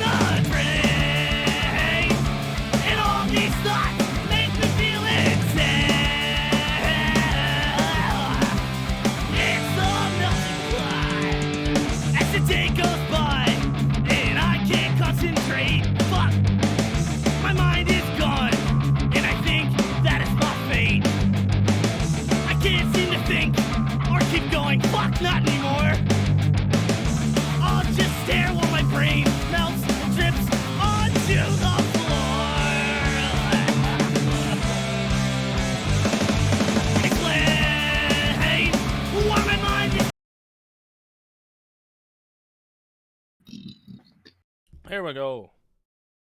Welcome back, everybody, to our hero-approved Stream Team collaboration night this Thursday here on the Grouchcouch. Tonight we present to you the adventures of Allhaven. Now this is a special show because it is a fantasy western, or festern, if you will, or weast to see. It's very good. We are using the Mutants and Masterminds system. Yes. It's very cool. We're playing something new for all of us. We're all learning and playing this jiggity jam together, and it's awesome. I am Turkey from the Grouchcouch, furthermore known as Turkey Terror or Professor Dad Turk. That's me. And I am joined tonight not only by Thaco's chair, but I am joined by Dom, the lovely man tonight. This is also a special night because Dom is DMing, and this is the first time Dom has ever DM'd for me personally, and it's been fun so far. And me. Yes, and for Jeff as well. Jeff from Fulsham Art, the legendary man himself, who, by the way, just started a really cool podcast. Tackle's gone. We're stalling. Jeff, tell us about it. So yeah, I started a podcast. It's called Thought Balloons. It is going to be an interview podcast where I talk to passionate people about the things they are passionate about and why. Dom, you don't they have are passionate to about it. Type in chat. You could just say they slapped. Just say it. I didn't want to interrupt you talking about the podcast. No, continue, Jeff. Yeah, it's fine. Don't worry about it. No, but it's so it's just it's gonna be an interview podcast about I'm gonna talk to a bunch of my friends and like hopefully eventually branch out to like other people that maybe I don't know so well.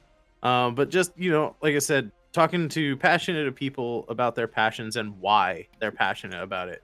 The first episode is up on Spotify. You can look up Thought Balloons. And the first episode is just me talking about me, kind of giving you guys like a rundown of who your host is of the podcast and stuff. But I already have one in the bank with a friend of the Heroes approved team, Mr. Abstracto.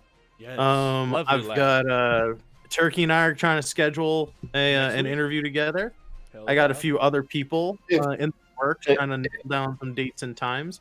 So right now I only have the one episode as sort of like a teaser, kind of like build the format a little bit and kind of give you a sense of like what the mood of the podcast is going to be. But moving forward, every time I'm going to have a guest host, and it'll be an interview with me talking to people and trying to get to the root of like what makes them tick and like what really drives them to do what they do. Because I'm super interested about why we do the things that we do, and I feel like a lot of people aren't as introspective as they might be with a little prodding. Yeah, dude. I was waiting to see if Thaco's chair had a response, but Thaco's chair seems to be quite quiet tonight. Jeff, can we have one where we just talk about alcohol and we're just drinking the whole time?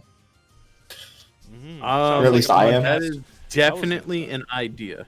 Yeah. I might have to buy some alcohol specifically for that since I don't drink on a regular basis. Drunk history, please. Man, we tried right? fucking chalupas at Taco Bell last week and they didn't fucking have them, Amy. They didn't have quesadillas either. Or maybe. They're bringing the potatoes back. Gray-haired game, I know, but they didn't have them back when we went there. They were supposed to already have them. Gray-haired game, dude, last night was so much fun with the band words. I low-key got kind of sauced. It was fucking fun. Thank you for joining us on that, man. Doing a drunk history would actually be really fun. Band words was hilarious last night. Dude, it was so much fun. It's still on the whiteboard. We make the game with the money. We make this game with this money here. Look, it's still on our whiteboard. Yeah. You guys get to see behind the scenes. Look at this. Look at all them banned words. See the blue letters? Those are all the bad words that we couldn't banned words that we couldn't say. Man, Christ almighty. There's a lot. For Skaluigi, the proper pronunciation is Dr. Fatenderunk. Yeah. It is not Dr. Fat and Drunk as you may be reading it. It's Dr. Fatenderunk. Clever. You're a clever man. I try. Really put that emphasis on the 10. Tenderunk, yes. The fox has a chalupa in its Helps. How cute. Welcome back. Love it! We were chit-chatting with your chair. It's not a very good conversationalist. No, your chair is kind of mute. It doesn't like to say a lot. Yeah, I think it's shy. Yeah, shy chair you have, Thaco. I'm sorry. Okay, we're back, everybody. We're doing a fantasy western. We currently just picked up a couple quests. We are currently in the town of Allhaven. We just talked with the sheriff, Jeff Jeffries, and we are going to be heading to Mabel and Sable's stable to see about their staples. Also, their table. Missing. Yeah, if we can enable them to give us information regarding the staples and potentially maybe some cables, so we could get a new table, it would be fantastic. They could spin us a tale, maybe even a fable. Maybe even a fable. So yeah, so is that what y'all are planning on doing? Fat and run. Make the season. Fat and run. Is there a sign or perhaps a label that we should be on the lookout for Sable and Gable stables? Zombie, that's such a good idea. There is unfortunately not a sign, but there are a few labels in order to find Gable stables. It's not a sign, but there's a label. So where you, and when you get there, you are able to inquire about their navels. Also one thing that everyone needs to remember, even those that are just tuning in, if anyone gets a nat 20 tonight, Dom is going to slam a hot sauce packet because Taco Bell gave him too many. Exactly. They gave me a shit ton, and I already had my tacos, and I already have all these left. What am I supposed to do with all these sauces? Hopefully we won't. But so yeah, is that what you guys? Finagle Daggle. Is there a should I maybe make an investigation check to like try and find the stables? Yeah, if you want to make a perception check, if you want to ask around, you can make a persuasion check. Well, investigation would be if you were already there looking around to try and find some stuff. Currently, you're just trying to find the place itself. So you can either make a perception check to try and find it, or a persuasion check to ask people where Sable and Gable would be at this time. Well, I'm not super persuasive, but I have some ranks in perception, so I'll make a perception check. Lady, yeah, you one with the big bum. I did not get a critical hit, unfortunately. Oh. Sad. Yeah, so you are looking around. There's a lot of buildings, a lot of the merchants are kind of cluttering in the way. But as you kind of are focusing your direction away from like the tourist trap kind of like trinket shops, you look over near the other side of the town. And you can see off in the distance kind of a clearing where you see a few wagons, a few carts, and a bunch of horses kind of out in like a gated prairie. To which you would assume to be the stable area. I think we should go that way. I agree. Let's head her. Also, Gray Haired Gaming, we've thought about this before, but there are a couple of guys on the Grouchcouch crew that are bitches when it comes to hot food, so we didn't do it. Just saying. I'm kind of the only one. What that's nerd? I know. Mosey on that direction. Even better, yeah. Yeah, me too. Yeah, Mosey. That way. Mosey, good word. Mosey on over. You mosey on over. You take your sweet time. It takes 3 hours to get there. I'm kidding. No, so you guys head on over there. That's a real strong mosey. It's a real strong mosey. Yep, just I've been full working on my saunter. There you go. You guys just are like heading throwing on his hips so far out one dislocates. Dang it! I just put this back on with titanium screws.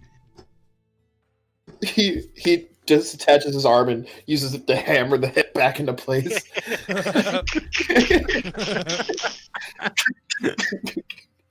You guys head on over, and you do see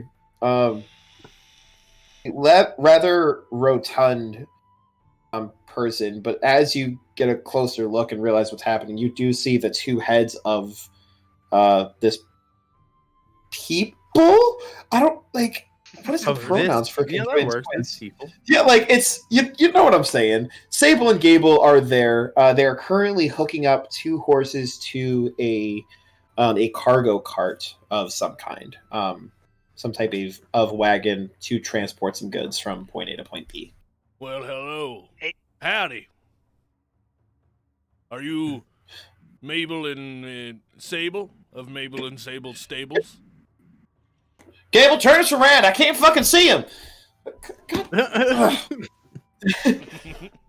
So, morning, everybody.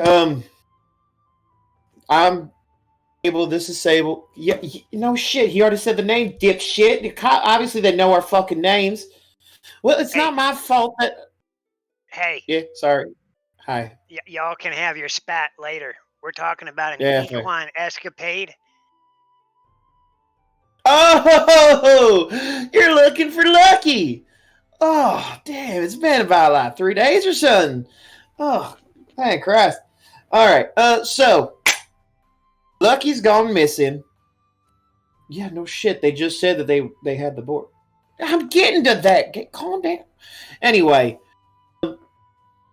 so we're looking for our horse, kind of our prized male horse,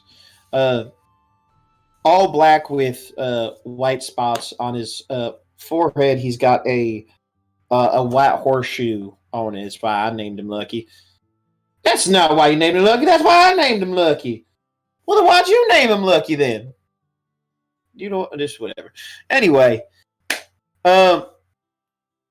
Lucky's been missing for about Sable. Yes. Get to it now. I'm trying to get there. Sorry, I get distracted when I have another person in my ear. You've had me in your ear for God knows how long, literally since birth. Anyway, long story short, Lucky's been missing.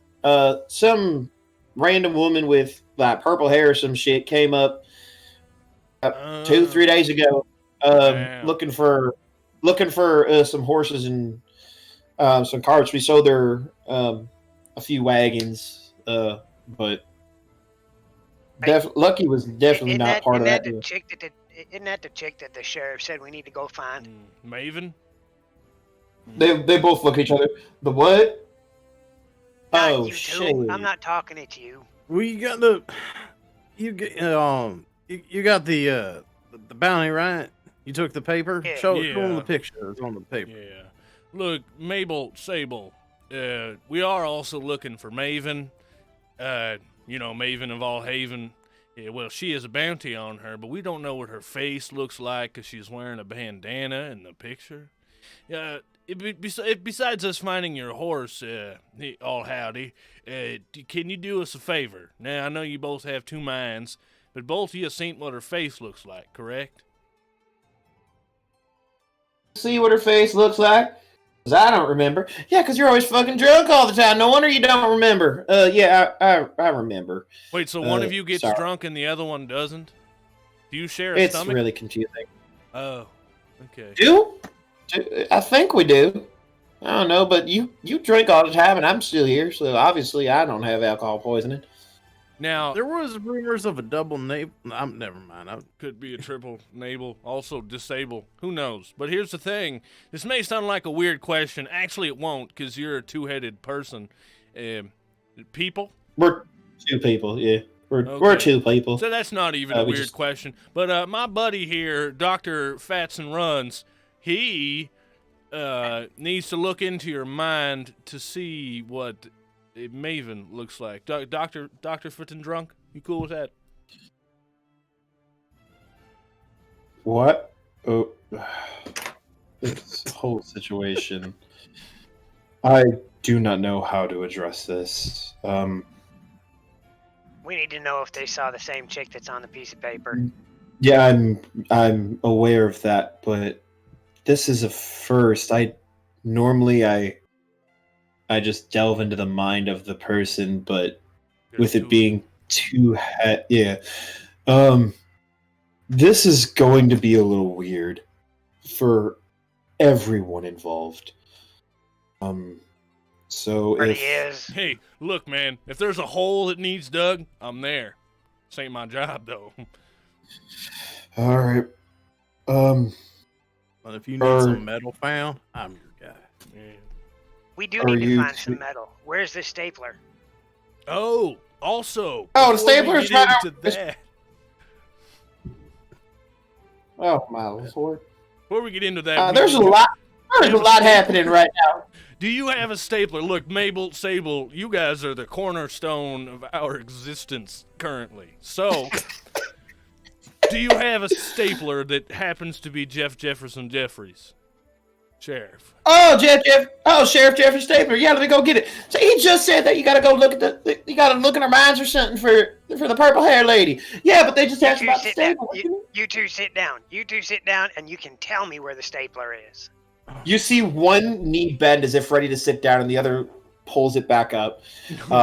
As they're both fighting to like try and like appease your guys' like requests.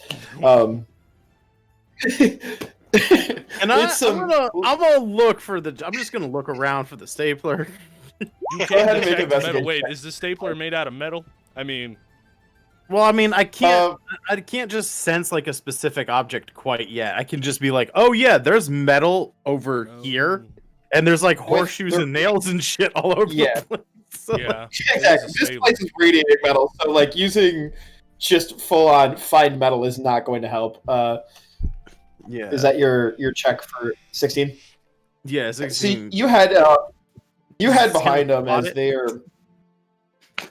Yeah, you see it over on their desk counter of like their cashier area for when they do sales. Yeah, I'll just telekinesis that over into my hand.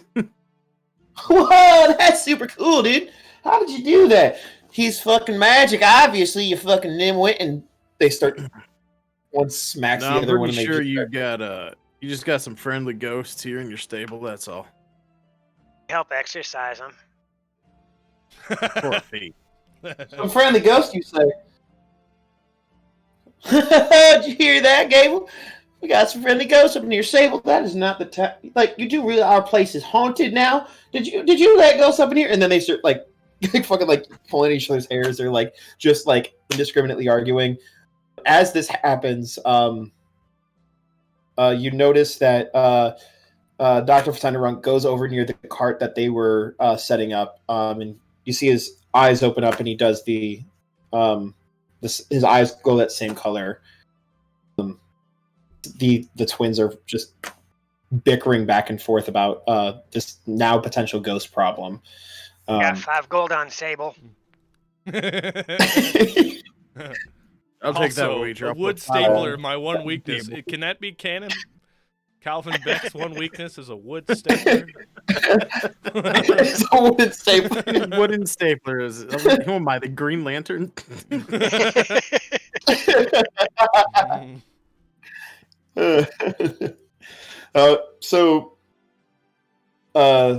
Fucking words. They're bickering at each other. Dr. Fatenderunk leans against the cart. His eyes glow. He walks back over. Yeah, so that's definitely her. I don't. Based off the memory, she was going towards Mercy. If I hold on, he puts his hand on your shoulder just to kind of like balance himself. Goes back into the memory again. Yeah, she's going to Mercy. So she is going out of town.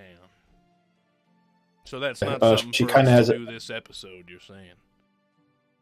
Fourth walling it. Fourth walling, I'm saying that Maven specifically is not here, but that doesn't mean that this issue cannot be solved. Okay, so Dr. Fatenderunk, you don't think that Maven stole this horse, right? She didn't even... I do believe that it could be linked, as she was one of the last people here to inquire about horses and carts, but it may not have been her specifically. She looks like, based off of what she bought, there's a few carts and a couple wagons, most likely getaway wagons for something big, but I don't know what. Was she with anybody else in this memory? Not that they saw. That doesn't mean that she didn't have companions nearby, but based off their memories, they did not see anything. We should see if anybody knows their secret hideout. Now I got a question here, Doc. Yeah. I'm not exactly sure how all of your skills work, but I mean, presumably the rest of these horses were here when Lucky disappeared. Is there a way that does your powers work on all creatures or just like, sentient folk? That is a fantastic question, one that I do not know myself. Such a good I have never attempted on a creature. In meta, you can read another character's mind. Does so one I'm of not these horses sure happen to be a character? Mr. Ed's over there in the I mean, corner. Lucky's a character, but Lucky isn't here. Yeah. Sadly, Lucky's the one you're looking for. Excuse me, Mabel and Well, Sable. Do you know if Lucky had a lifelong partner with a name?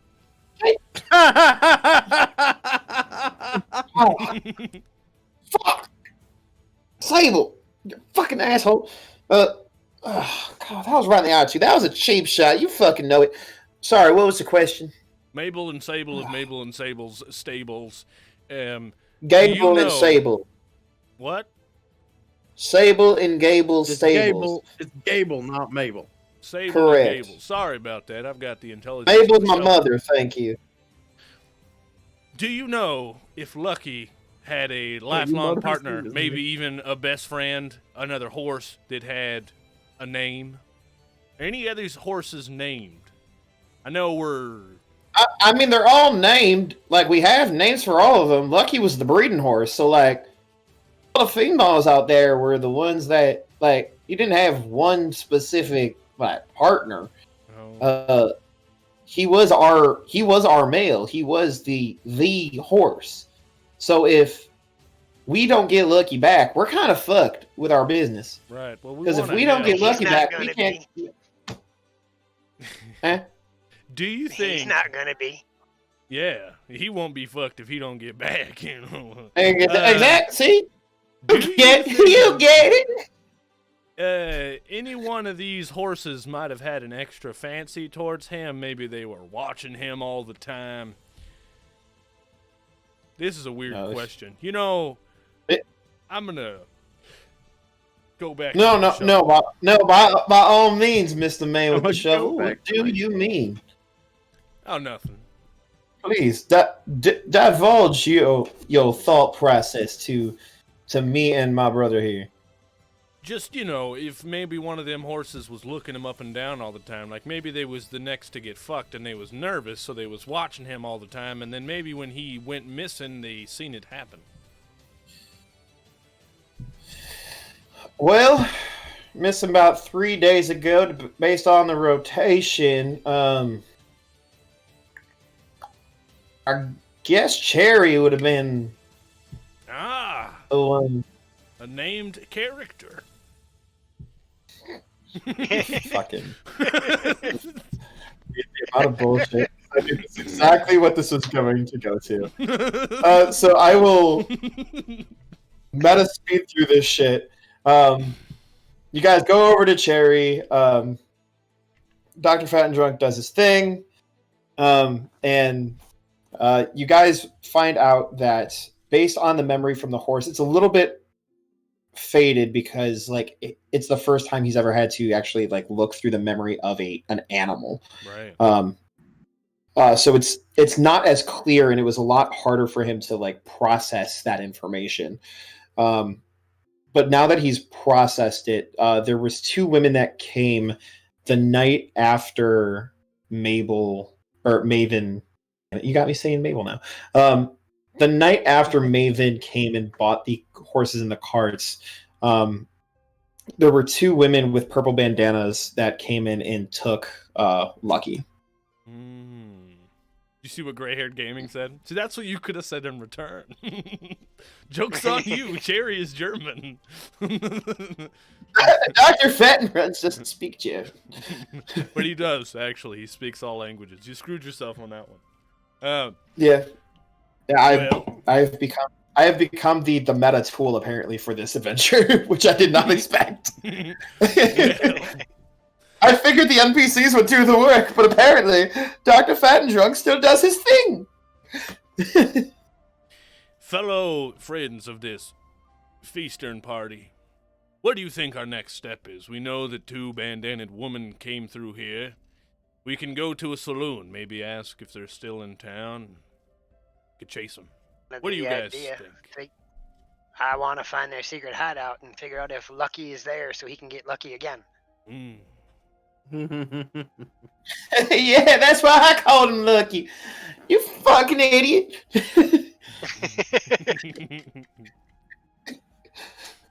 These guys. But if you're looking for a stable, not stable, sorry, a kind of mind-driven is stables, gables, and Mabel. You know, I miss my mother. Anyway, if you're looking for a saloon, there's like 2 usually that I kind of recommend people towards.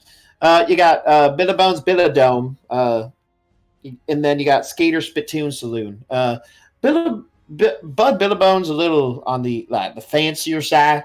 So if you're looking for more of like a little more upstate kind of whatever your fancy. If they're running around with face masks on, they're probably going to be at the spittoon. Yeah, they're going to be a Skeeter Spittoon, I think. Wait, what about face mask? No, nothing about that. Mabel and Sable. Hey, Gable.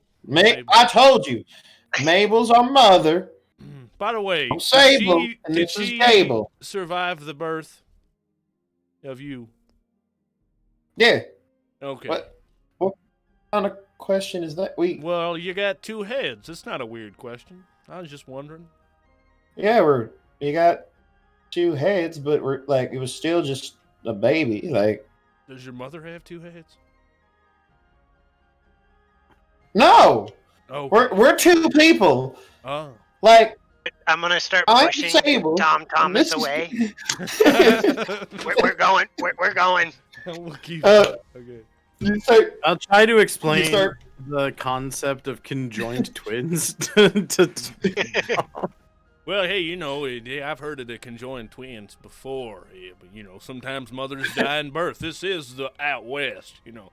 There's no technology. The Western... There's no technology to help conjoined twins birth, assuming, you know. I mean, but obviously she's got a very... Tom put points into fourth wall breaking.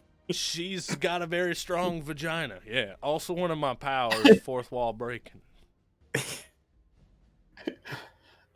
Oh my lord! All right, so you guys start heading on over. Strong vagina, I guess. I thought that was strong vagina. She's got a strong vagina. That is what I look for in a woman. Christ.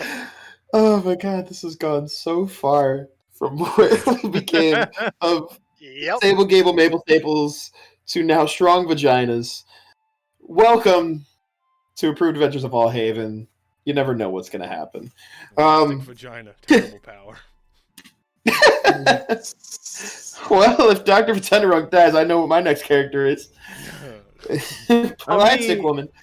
Gray hair. I mean, that's just you know, plastic woman, right? Or that's what I'm saying. The elongated girl. Nope, it's elongated, all right. You guys start making your way back towards the rest of the town drink. You guys are pushing Tom Thomas originally away from the conversation as you guys are explaining conjoined twins to the shoveler. And you're looking around and you see just a random group of 3 guys get tossed out of the bar simultaneously. And you look inside and you see just a bunch of people drinking and eating, and you would assume that this is the tavern, a saloon of some kind. You guys walk on in, and as labeled as the Spittoon Saloon, there are spittoons next to every single table. Behind the bar, you see a scrawny little man, about like 5'5", human, and he is currently rubbing down a glass, as you know, barkeeps do in these times. Well, anything interesting happening in here other than the 3 folks getting yeeted out the door? Well, it depends on what you define as interesting. Coming from where you your area, definitely there's a lot of different things happening. Anything no? What would you? Is there gambling going on? There is gambling galore going on. There's multiple poker games being run simultaneously. There's a couple people kind of in the corner. See about 1 or 2 walking around. The girls are walking around. How does the whole group check work with the who's going to be the leader of the I would group say check? I would say currently you would be the leader. Or do we decide as a group? The way I'm seeing this is that you're kind of making this check in general. Yeah, I mean, it's kind of... It depends, on how you want to do it. I mean, there is no, hard and fast from what I remember. It's either default to the person with the highest bonus, or you just elect whoever makes the most sense. But whichever it is... the people supporting, we all make a check at a DC 10. We get 1 success for every 5 that we get above it, and 1 failure for every 5 we get below it, right? So we use the normal degrees of success. Add that up, negatives cancel out positives, yada, yada, yada. And for every positive, every rank of success we have at the end as a group, we give that as a bonus to the main roll that you make. So if we end up with +3, successes, then you get a +3 to your roll. Okay. So we'll go ahead and make perception checks then. So that would be for myself, Tom Thomas, and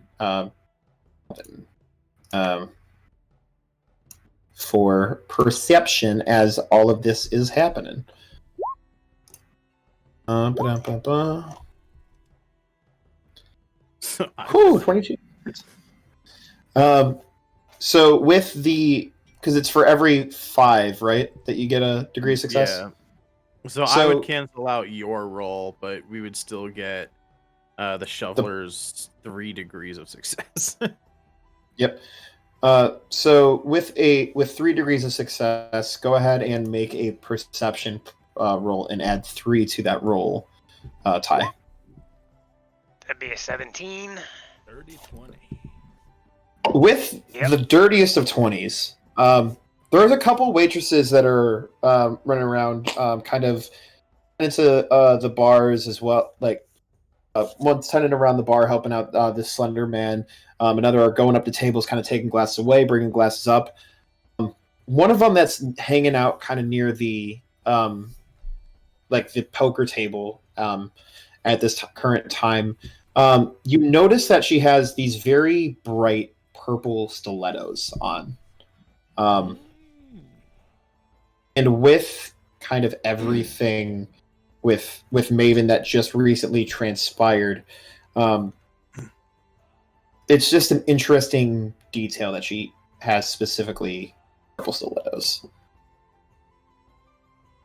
Okay. With that kind of roll, noticing she's got the purple stilettos, Is she the only one that has that unique feature in this room? Out of the waitresses or out of anybody in this room? The waitresses. Out of the waitresses specifically, she is the only waitress with the those shoes on currently. Okay. Well, I'm looking also. Is she the only one wearing something that is definitively a bright purple? You look around, and now that you're kind of like attuned to where like that's kind of like the mark, I guess, for lack of a better term, like the kind of giveaway. You notice there's a group of ladies that are around a table right now, kind of off in the corner. It looks like they're just kind of gossiping and like giggling a little bit, but you notice that they all have on purple heels as well. They're not as like profound as the waitresses, but they're the same like very vibrant purple. Cup and swatter and the took us. Hey.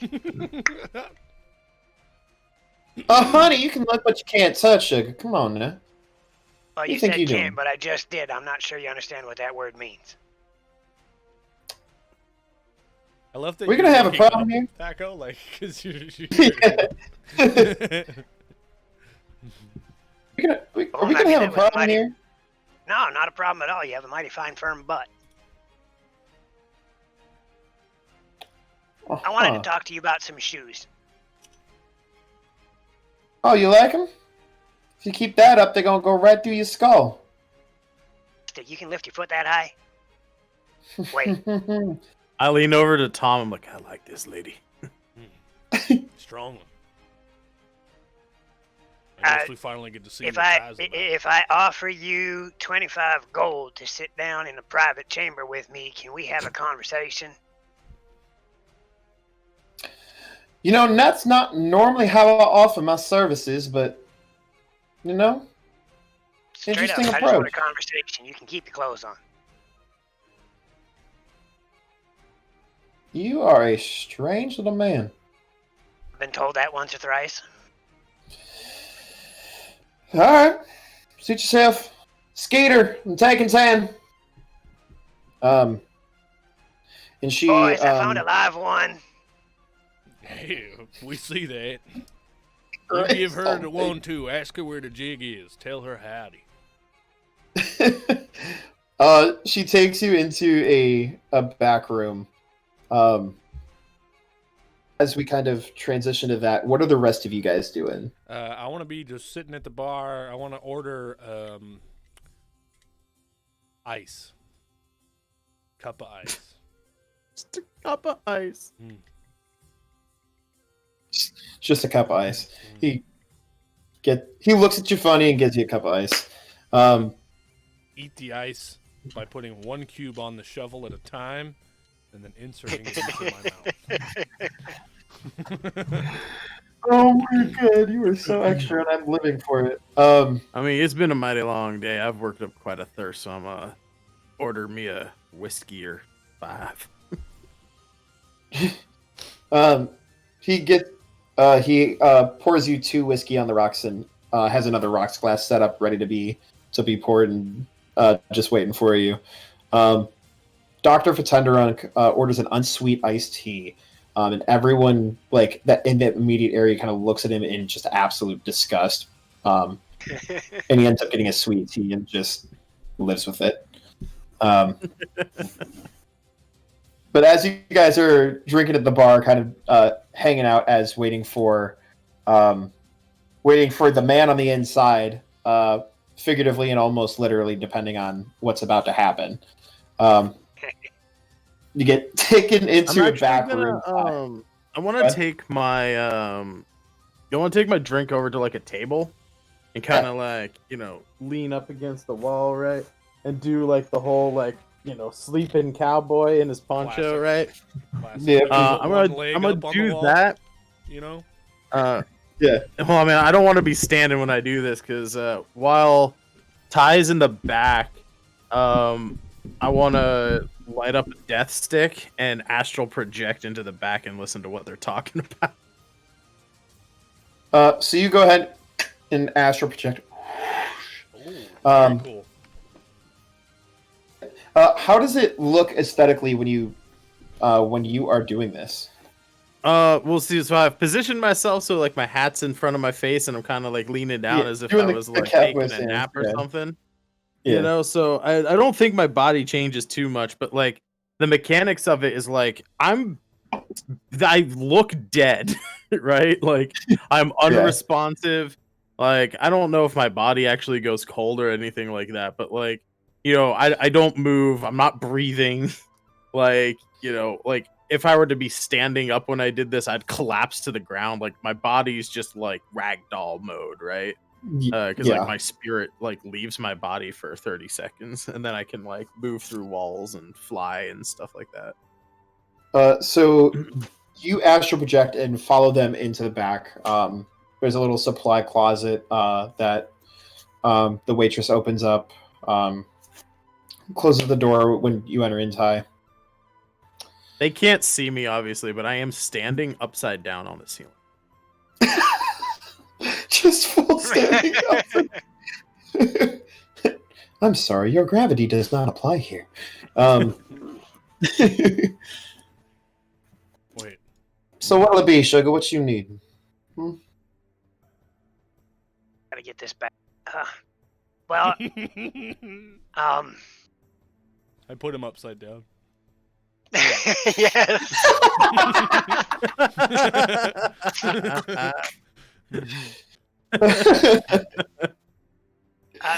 What's your name? Can we start with that? I'm Ty. Ty. Pleasure to make your acquaintance. I guess this is really... You are a strange man. We've covered that already. What's your name? Yes, the name's Cassidy. Hi, Cassidy. I noticed your shoes, and it got me thinking. Thank you. They're custom made. Right. And do they have anything to do with Maven? I have no idea what you're talking about. You know, she runs around with a whole bunch of girls, and they're wearing the purple masks and the purple things and the purple stuff and doing the bad things. I was wondering if you had any knowledge on that, because, you know, purple shoes, there might be a connection. I have no idea what you are talking about. You keep saying that, but I don't believe you. And you start seeing her her hand reach towards like behind her dress. And you can keep your clothes on. I plan to. And she takes out a dagger and tries to stab you. Action, I turn my arm into a shield. I'm not even going to roll for it, but she tries to stab you. That's probably been about 30 seconds, and my spirit like just gets sucked back to my body. As you see her pull out the dagger and the shield come up, as you see the dagger going down is when you immediately get sucked back into your body. She goes down to try and stab you, and as the dagger hits the shield, it bends, and she looks pissed and terrified at the same time. Who in the hell are you? It's a concerned citizen looking for equine.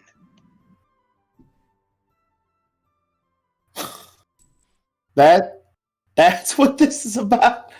You want the horse out of all things. Oh.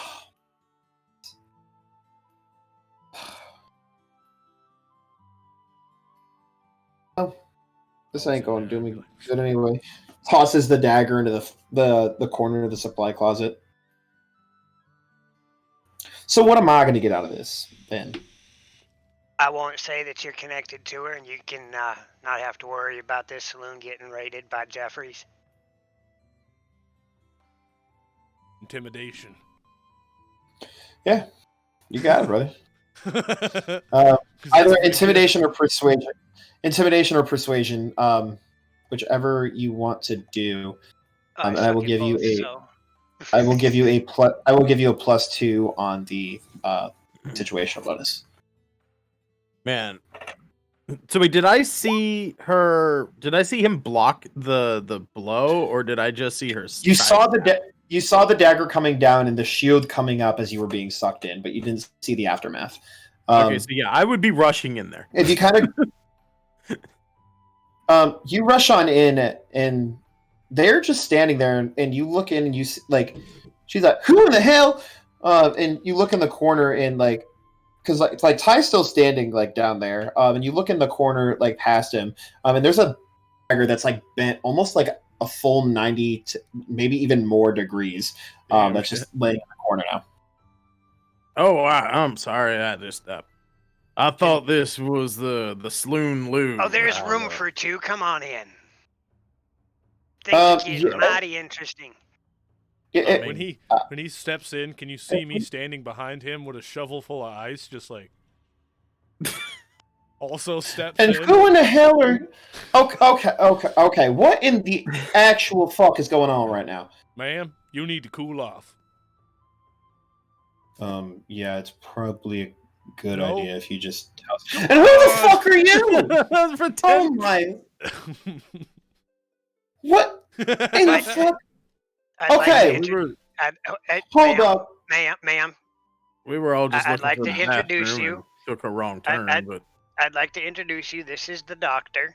This is Tom, and this is Calvin. And when I said that I wouldn't tell the sheriff about your connection to a certain somebody, Do me a favor and go grab me. these four are also very well in league with the sheriff, and they will help me sell the story. oh yeah, Jeff Jeffers he's a personal friend of mine. Yeah. We're here, ma'am, to inquire about a horse. It's a very lucky You one. won't believe anything we say. In fact, we just exorcised his sheriff's house with some demons earlier tonight. what in the actual fuck is happening in this town? I don't know, but there is a mighty not amount want of. Is there any metal in this? Oh, that knife! I want to subtly lift that knife into the air and have it float in front of her face. I mean, look, there's a And just ghost be like, now. yeah. I mean, they're just ghosts all What over in the this place. fuck?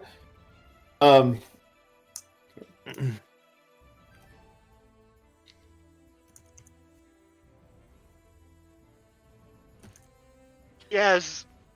Yes. Did it happen?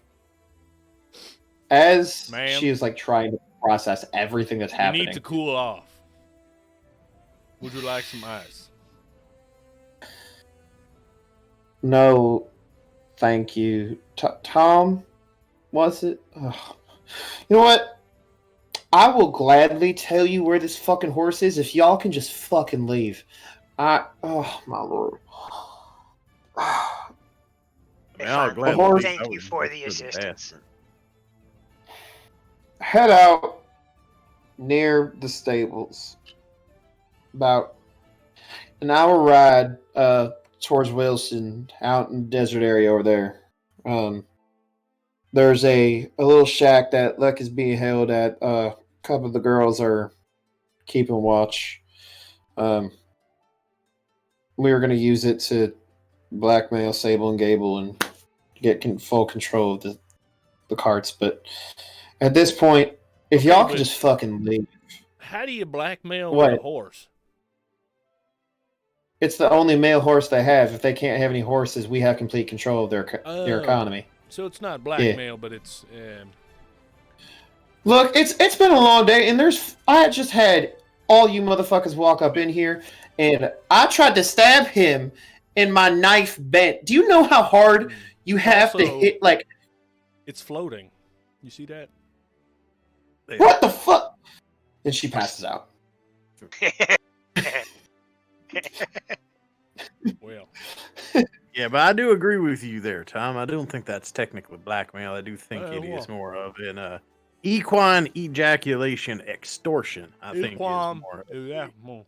proper crime that would be and- committed here. Ladies and gentlemen, we now know what the title of this episode is going to be. Equine ejaculation. How do you spell that? I'm gonna have to highlight this, right? How do you spell it? Yeah. Yep. EQUINE. I was just gonna title it "The Lucky Horse," but hey, I mean, Here we go. As I step out of the room, I'm going believe to that's look in at chat. that is the correct way to spell it. As I step out of the room, I'm going to look at Shorty standing behind the bar. It was too good. She passed out. You might want to bring her some water. Oh, I mean, good for you, little feller, but how in the heck? And then 3 other people walk out behind me. I tried to cool her down. The ice thing was a fetish. You should have known that. I'm wiping sweat from my brow. Okay, patrons of Skater Spittoon Saloon, please do not run trains on my waitresses during their shifts. If they do it when they're off, I don't care. Thank you. She ran a train on us. Yep. Apparently. Equal opportunity. He pours a pitcher of water and walks on into the back. It is 1821. I mean, it is present times.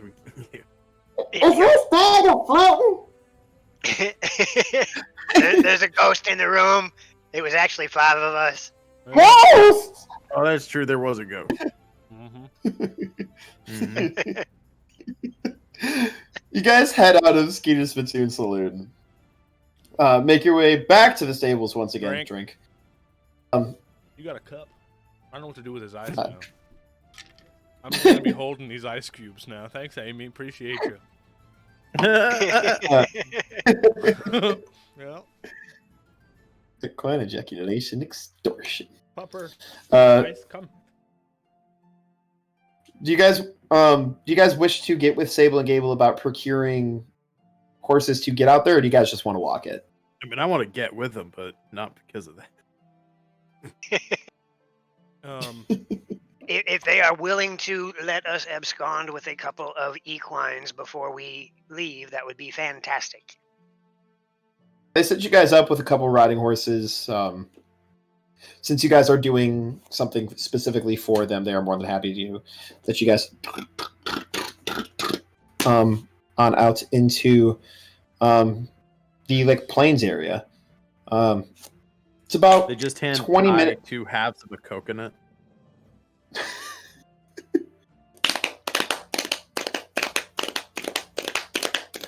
We actually have 2 halves of a coconut here in the studio for that exact reason. And it was Link's idea. And then he never used them. And then we ended up making it into a coconut bra, which Thacko knows all about. Hey, coconut bra. It's about 15-20 minutes on horseback. You guys head in the direction that she told you, and as you guys head out there, you do see 3 women dressed with leather armor and pistols at their sides. Kind of one standing outside at the door, and 2 kind of patrolling the building. They're both walking around congruently. It seems kind of chatting while the one's just kind of standing in front of the door like a bouncer. All right, boys. How do you want to approach this? You think we can persuade them? I think we can persuade them. There's no need for fighting, right? They just have our horse. Huh? I can tell them that Cassandra sent us, and yeah, exactly. Who has better persuasion? I only have 1. Oh, my persuasion sucks. Can I do a scout of the area? I'll smoke. Go ahead and make. As I say, I can smoke. I'm gonna smoke another death stick. I can fly. Let me check my speed here. This flying. Where is it? At climax, you made these characters, Dom? So you must answer this question. At climax, do they both have the no face? Oh. That information actually would be meta if I gave it to you, so we would have to experience that in RP for you to understand the sex life of Sable and Gable. Maybe one day. Or potentially the lack thereof. I fucking love this character so much. She may make a guest appearance in one of my campaigns. Stable and Gable? Yeah. The conjoined twin stable hands? Also, question: are they both female or both male or mixed? Sable is a female, Gable is a male. Okay. Nice. Yes. They are, however, identical. They just have different hairstyles. They're identical conjoined twins. Different hairstyles. Sable is a female and Gable's a male. So yeah, if I've calculated my speed correctly, when I'm a ghost, I can fly 60 miles an hour. So I feel like with 30 seconds of time before my spirit gets returned to my body, I should be able to do a flyover of this complex, right? And get like a lay of the land. yeah. Go ahead and make either perception or investigation, whichever is higher for you. Well, on my shovel, I can also fly 500 miles in 6 seconds, if that helps at all. Break the fucking sound barrier on this goddamn shovel. It is true. Yeah. Oh yeah, he literally can. Yes. Yes, I can. Yeah. Bath. That's not even joking. That literally is. You got a 19. So you see the two that are patrolling. You see the one that's out in front. As you enter on in and are making your way in, drink. It's a lot larger on the inside than it was on the outside. There's the Lucky is kind of set up in the corner, and there's another one that's kind of tending to him, kind of making sure he's fed, water. Like he's not like held captive or anything. So there's 4 girls so far. From what you see, yeah. You're still looking around. There's some stairs that go down. You zoom down the stairs real quick, and it looks like more just like storage underneath everything. And there's one more person down in that, like in the basement area of this building, who's kind of doing inventory on the storage. One is up with Lucky taking care of him. One is like the bouncer of the building, and the other 2 are patrolling the building. So there's 5 people in total at this building. Okay. 5 people in total. And you said Lucky's inside like a barn or like inside the building? Yeah, so you enter on in, and it's almost like just like a 1-story house with a basement. The entryway, it's kind of spacious, and Lucky's on that first floor. The basement is where like all like the storage and supplies and whatnot would be. What you're saying is there's a basement underground that then leads into this shed. Correct. Would that horse fit down when I get the back, stairs? like I tell everybody the lay of the land. Do you think the horse would fit down the stairs? Because, I could dig us a hole right into that underground area in about 6 seconds. That's true. I could dig us a hole. We're there. Good to go. It is a rather large staircase meant for like big, like kind of more like shipping crates to go down. So presumably Lucky could fit down there. What do y'all think? Y'all have a plan? I could dig a hole. I'm just saying. Why not just avoid all danger whatsoever? You dig a hole big enough for a horse to get out of. We go in and steal the horse from the thieves. You dig a hole big enough for the horse, right? Right. Dr. Fatendrunk, Mm-hmm. You can manipulate people's minds. Can you make it so they like don't see us in air quotes? That way we can just take care of the 2 that are inside, take the horse, and leave all sneaky like. I cannot disguise us, but I can. Good night, Amy. Thank you for staying in with us. I hope you had good laugh. Good night. Good night. Just Sable and Gable, and they're able to Sable with Mabel and all that. I cannot like camouflage us, but I can create an illusionary distraction, at least for those outside, for the time being, if that would suffice. Tell you what, you create an illusion of a monster that I'm fighting, and maybe we can get the girls to believe it. Believe it. Okay. Believe it! Sure, that's perfectly fine. I will have to willingly allow the illusion to happen for me. All No, right. Well, it's- then I'll head on in there with Tom. It's going in to case look things completely go fucking real. sideways. So for the illusion, it automatically happens. You only make a check if you actually like physically interact with it. So I'm going to be physically interacting with it. No, it's an illusion, but I want to make this a really good show. Oh yeah, so you That'd you be see like, through the illusion, like you know it's an illusion, but you're still going to go with it. You don't have to make a check. Which makes sense. Yeah, you don't have to make a check or anything, because you're like Anyway, so yeah, I think at the most it would be what, deception versus perception if they're confused about what's going on. It's a will check, I believe it said. DC, and my DC is 14, which isn't crazy, but it's still good. Illusion. Characters encountering an illusion do not receive checks to recognize it as illusory until they interact with it in some fashion. Successful insight against an illusion reveals it as false. Luigi. So yeah, they would just think it was real until if they would join the fight. Yeah. And then they would.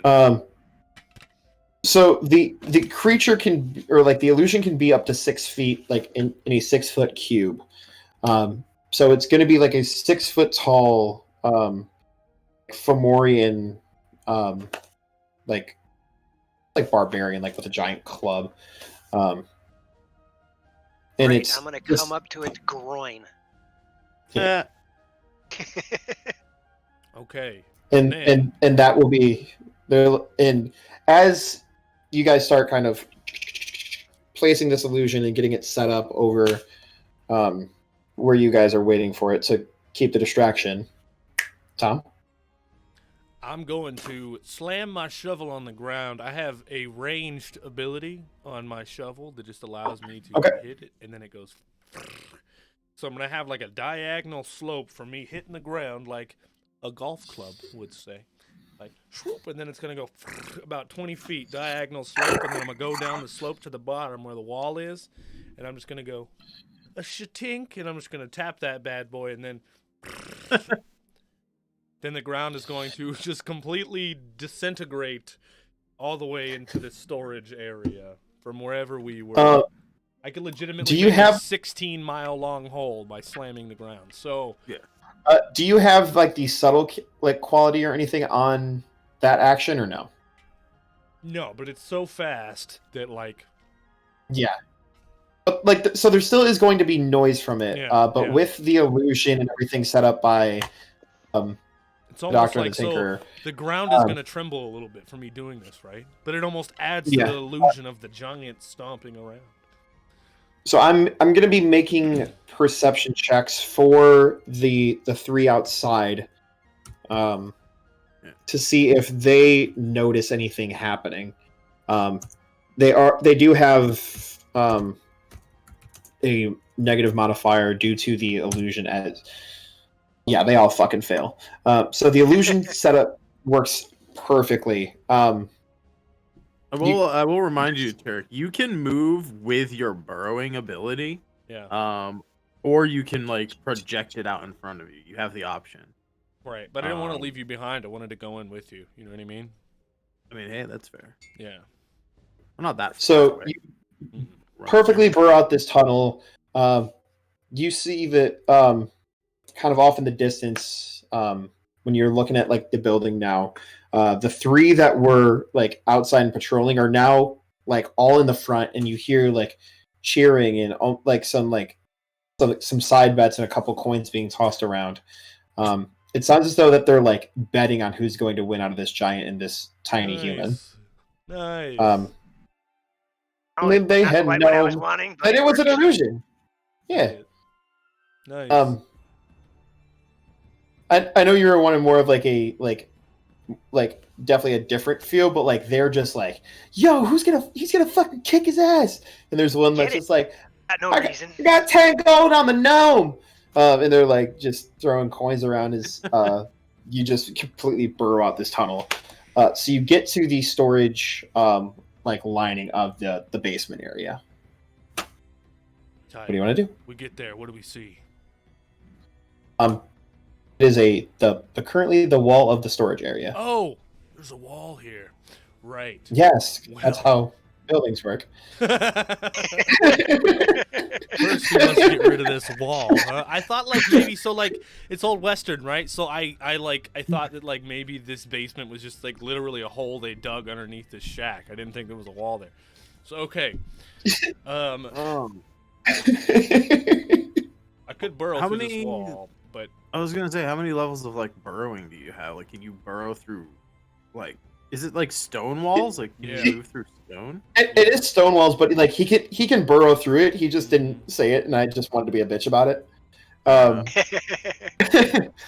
So yeah, so 17 ranks in burrowing. So yeah, you fucking dig straight through the wall, hands down.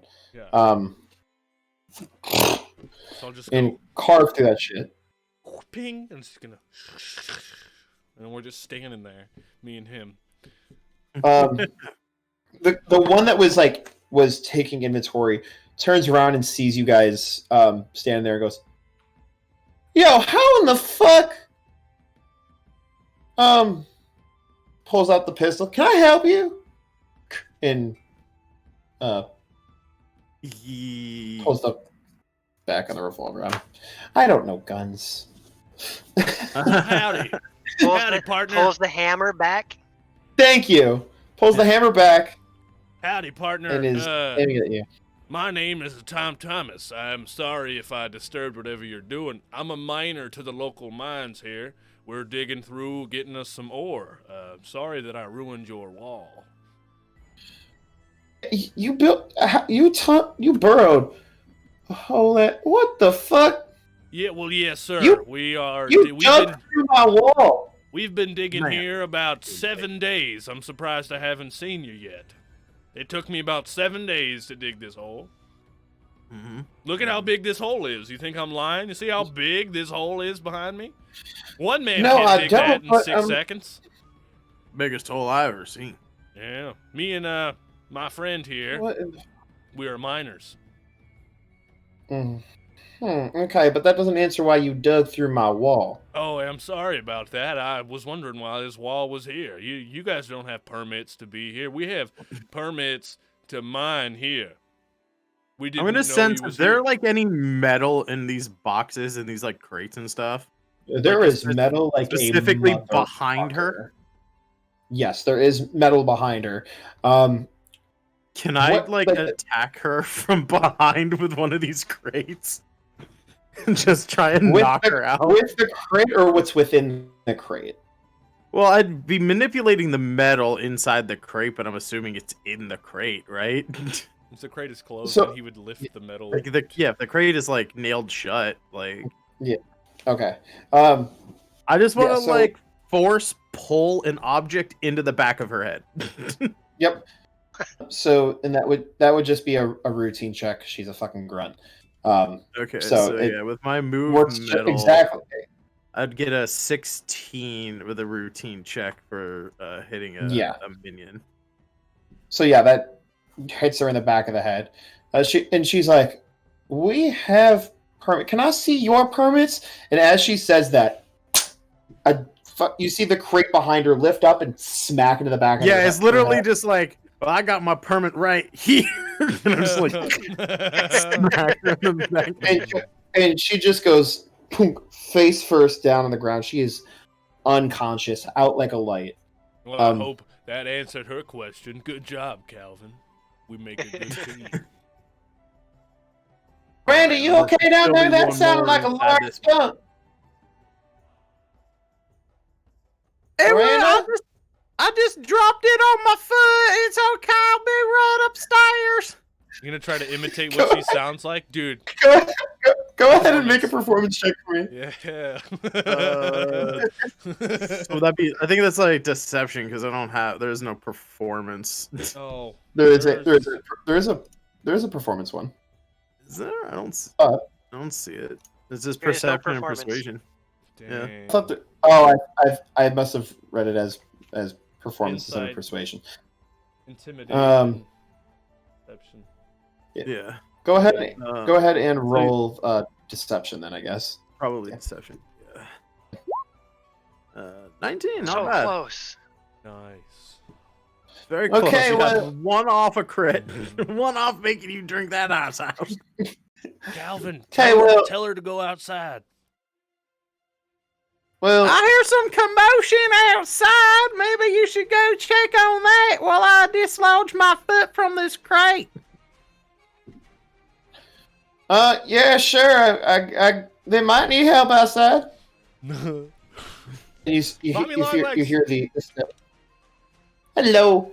You hear the steps as she starts outside, and she opens the. You hear it as she opens the door and goes, "Oh my God, are they fighting?"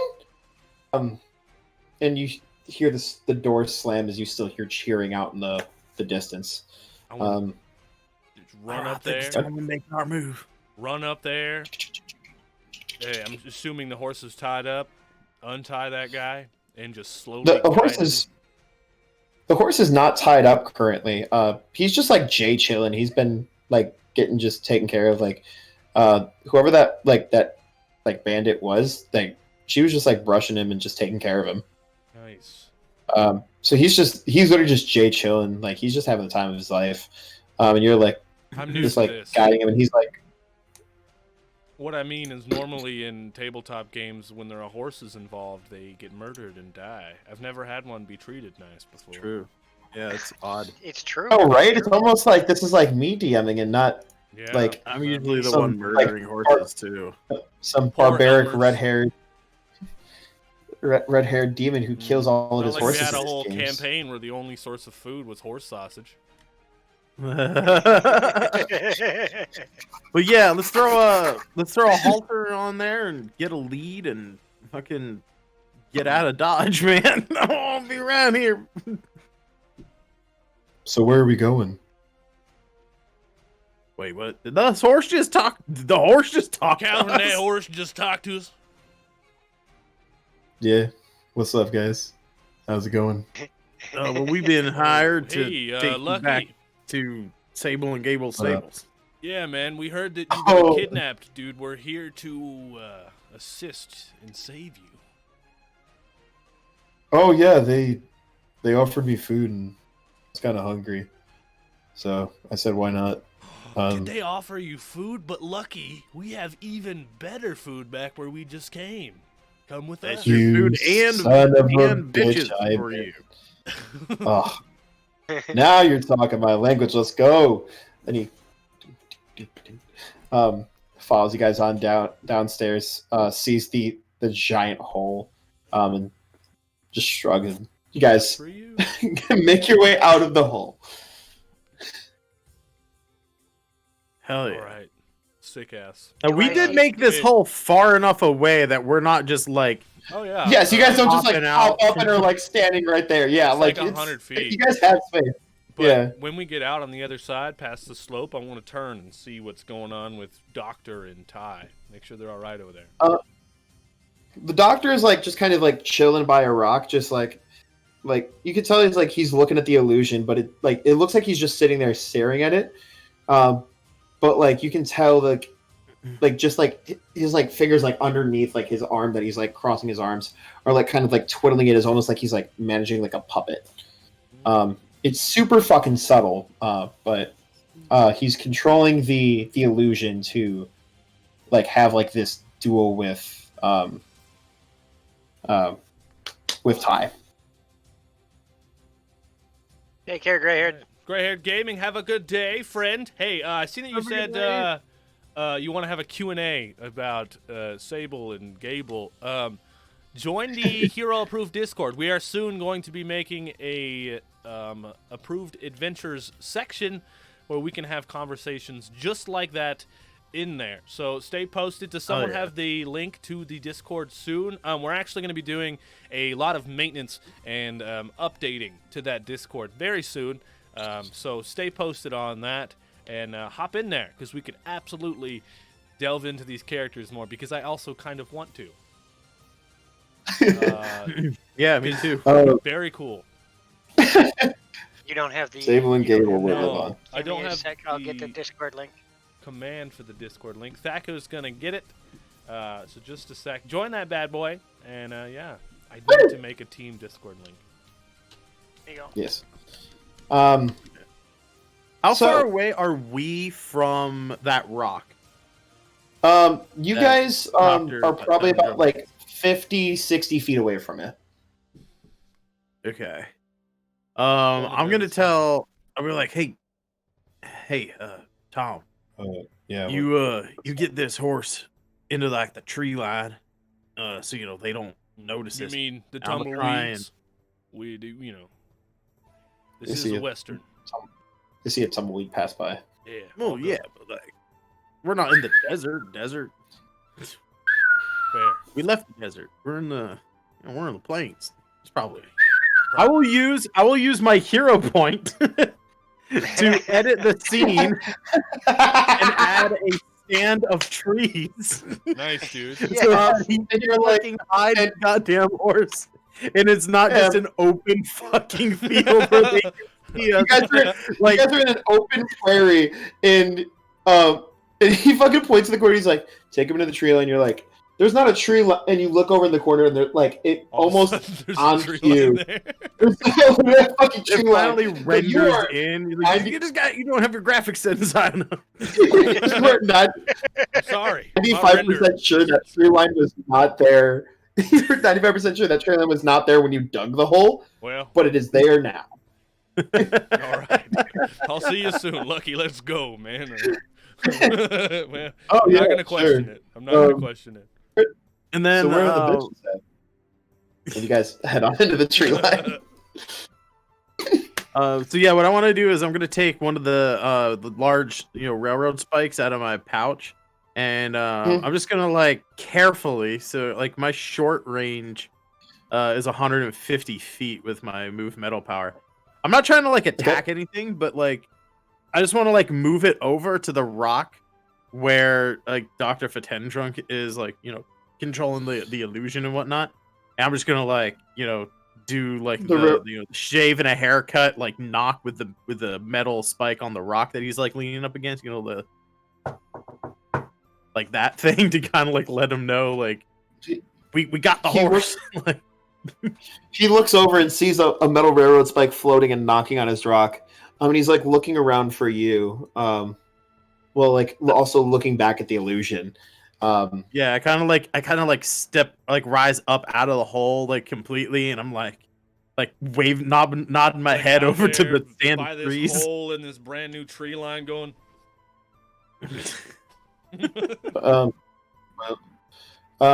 And as you guys like make like that kind of like that visual confirmation, Ty, you see the illusion in front of you. You don't see it anymore, but the rest of you guys, you see the giant turns and its face gets angry and its eyes glow like this dark red, and it just charges towards the four women, and they scatter, freak out and absolutely scatter in all four directions. Ty, you just see the illusion disappear, and they just fucking book it. Yes. It seems as though we have our friend now. Time to go. Good work, Ty. Fantastic. That was some really good shadow. So you guys boxing. Thank you. reconvene. Well played. It was very fun to see you. You guys head on into the tree line where the shoveler is chilling with Lucky. And Lucky's just standing there, chilling, having a good time. So we gotta head back. Fellers, this is Lucky, talking horse. Lucky, this is the fellers. Hey guys, I wish how's it the going? other horses talked. It'd make this job much easier. Let's go. That's true. Yeah, it would have made the whole Hey, like Lucky, you cherry. excited about fucking Cherry?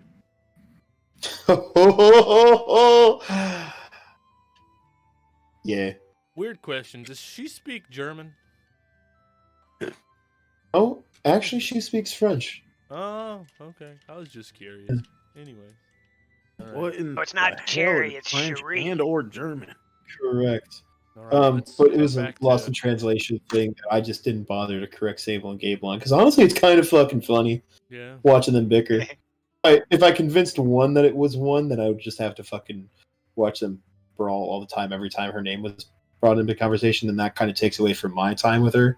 So I kind of left it. True. Well, let's get back to the stables. Anyway, yeah. You guys head back to the stables. Sable and Gable are still bickering about the ghosts that are in the stable. Rocky, you're back! Oh, feller! Oh, it's good to see you. Yeah, I was just getting a snack. For 3 days? Whatever, you're back now. For 3 days? It's been like 4 hours. You guys already... Damn, y'all are good. Who are y'all? I'm Tom Thomas. Ma'am. Sir. And I'm Calvin Beck. It's good to make your This acquaintance. is- Now, This is Dr. Fitzendrunk. It's a pleasure. we're hungry. About our reward for the horse. And I'm going to hand the piece of paper. Oh, yeah.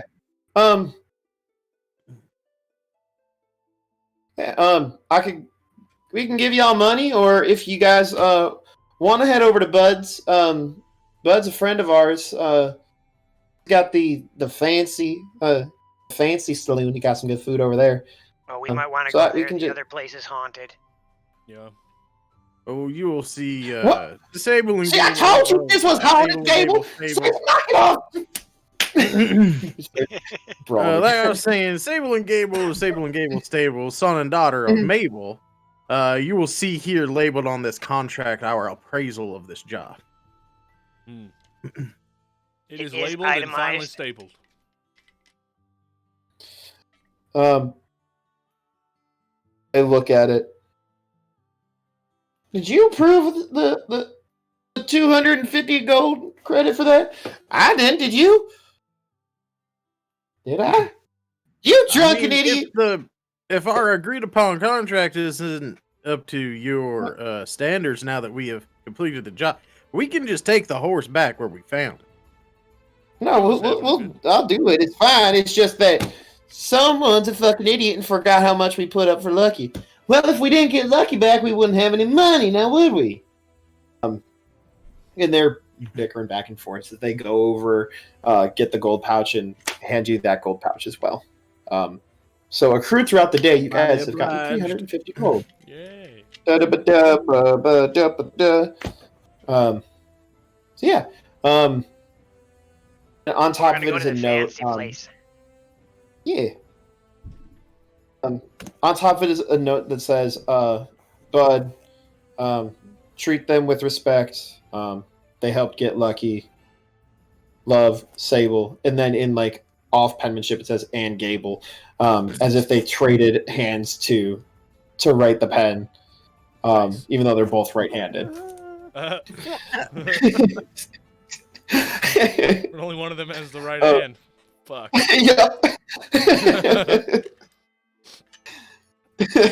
Fair enough.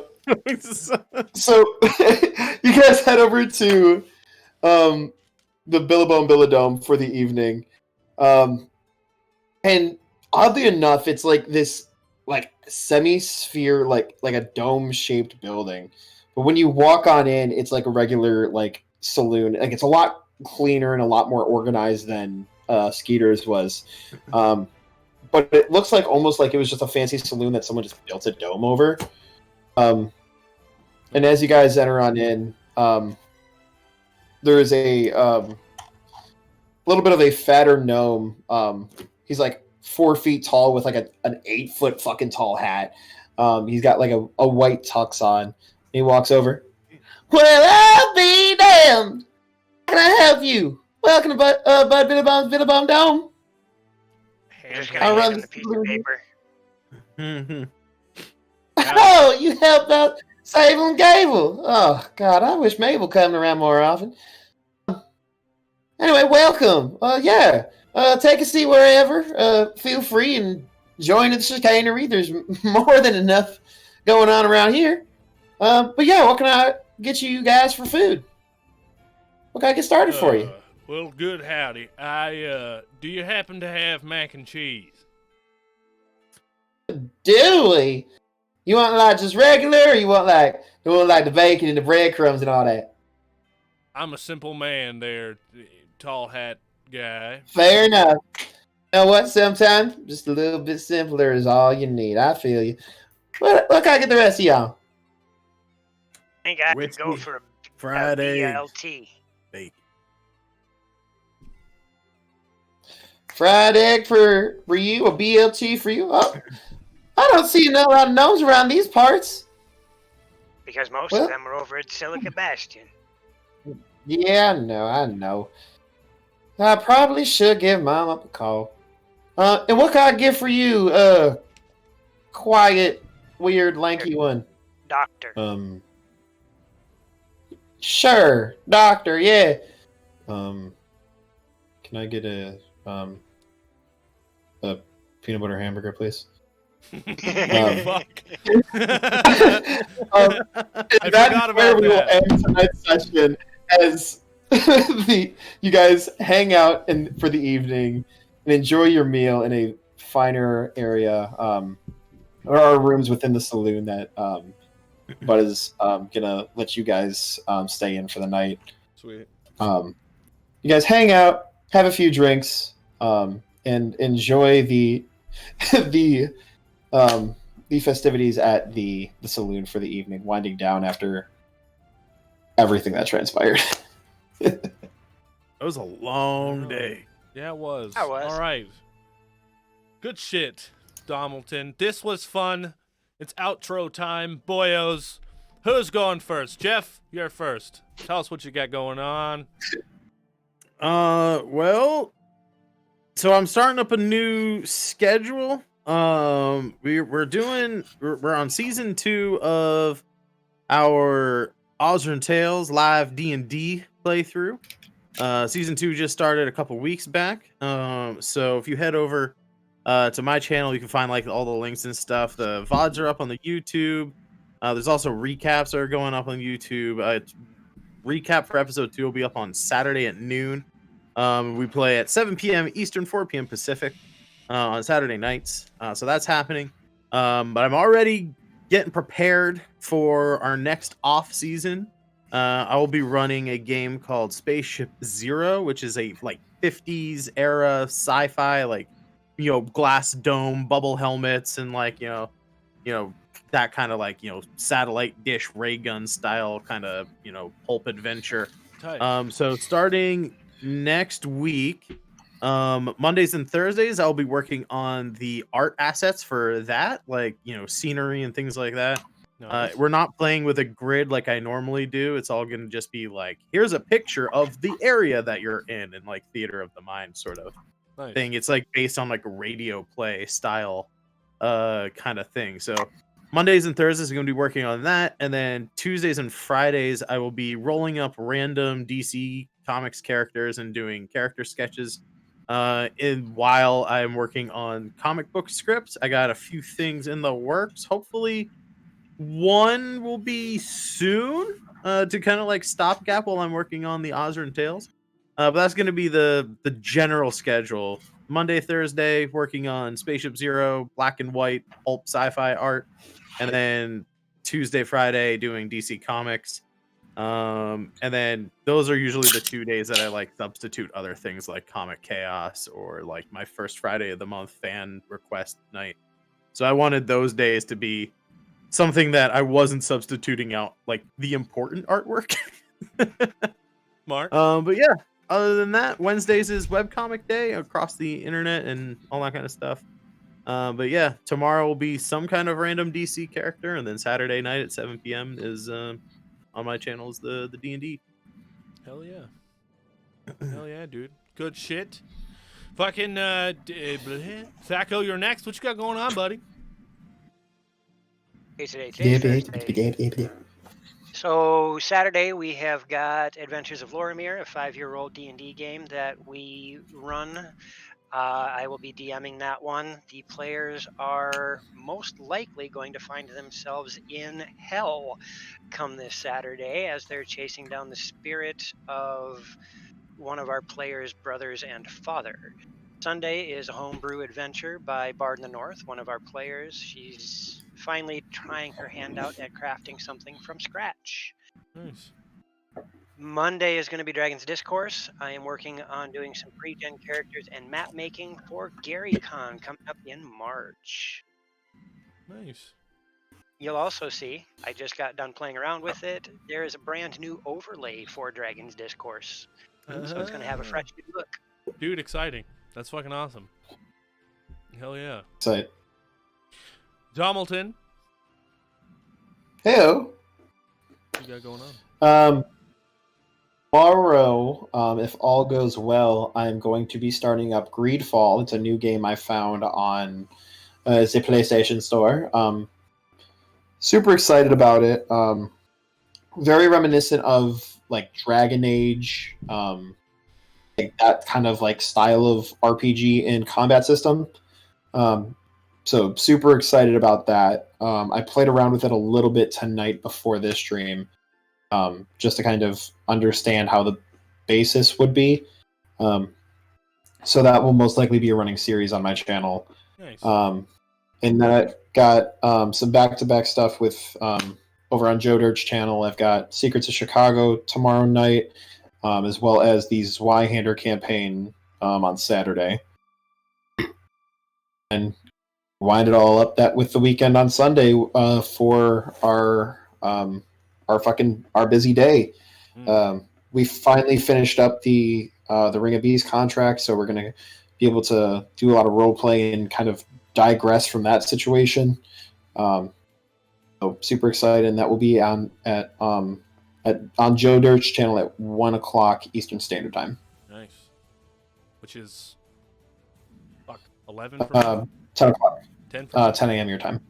Yeah. Which I'm actually kind of like awake for now. Very cool, because I'm back in college. Your boy is working his freaking ass off. Hopefully my last semester. But yeah, Grouchcouch is doing great things. We're switching up our Wednesday schedule. We're not only doing improv now, but we're doing improv night, game night, Wacky Willy night. You know what I mean? We're doing all different kinds of fucking shit.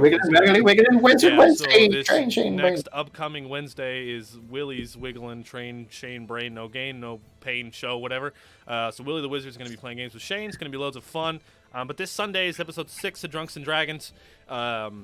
This season's coming along, and we're having loads of fucking fun with it. Last Sunday was a fucking goddamn blast. So, Drunks and Dragons. Then, of course, I'm doing things on my personal channel now. I'm just playing video games. I'm cracking beers and doing beer tastings and all other kinds of random nonsense on my personal channel. It's loads of fun. That's what we got going on. We're very excited about it, and I'm a busy-ass fucking asshole now because of school. Of course, Hero approved. And Grouchcouch and my personal channel. It's insane. And then updates as our team, just so everybody knows. We are going to be updating our Discord. It's going to be good stuff. We just updated our logo. You could see down there, because we are not only tabletop RPGers, but we're also artists and gamers. So our logo has been updated.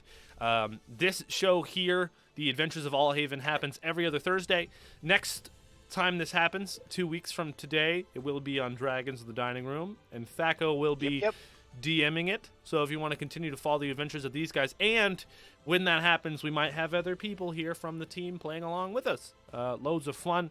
It's good ass stuff. We're all pushing through and doing rad things. We're also making brand new trailers and stuff that you guys are going to get to see very soon. We're all been working behind the scenes, recording videos and editing things. So it's very exciting, and I think that's it for us. So, if we want to raid into somebody, Friendin just went live. Oh shit! Yeah.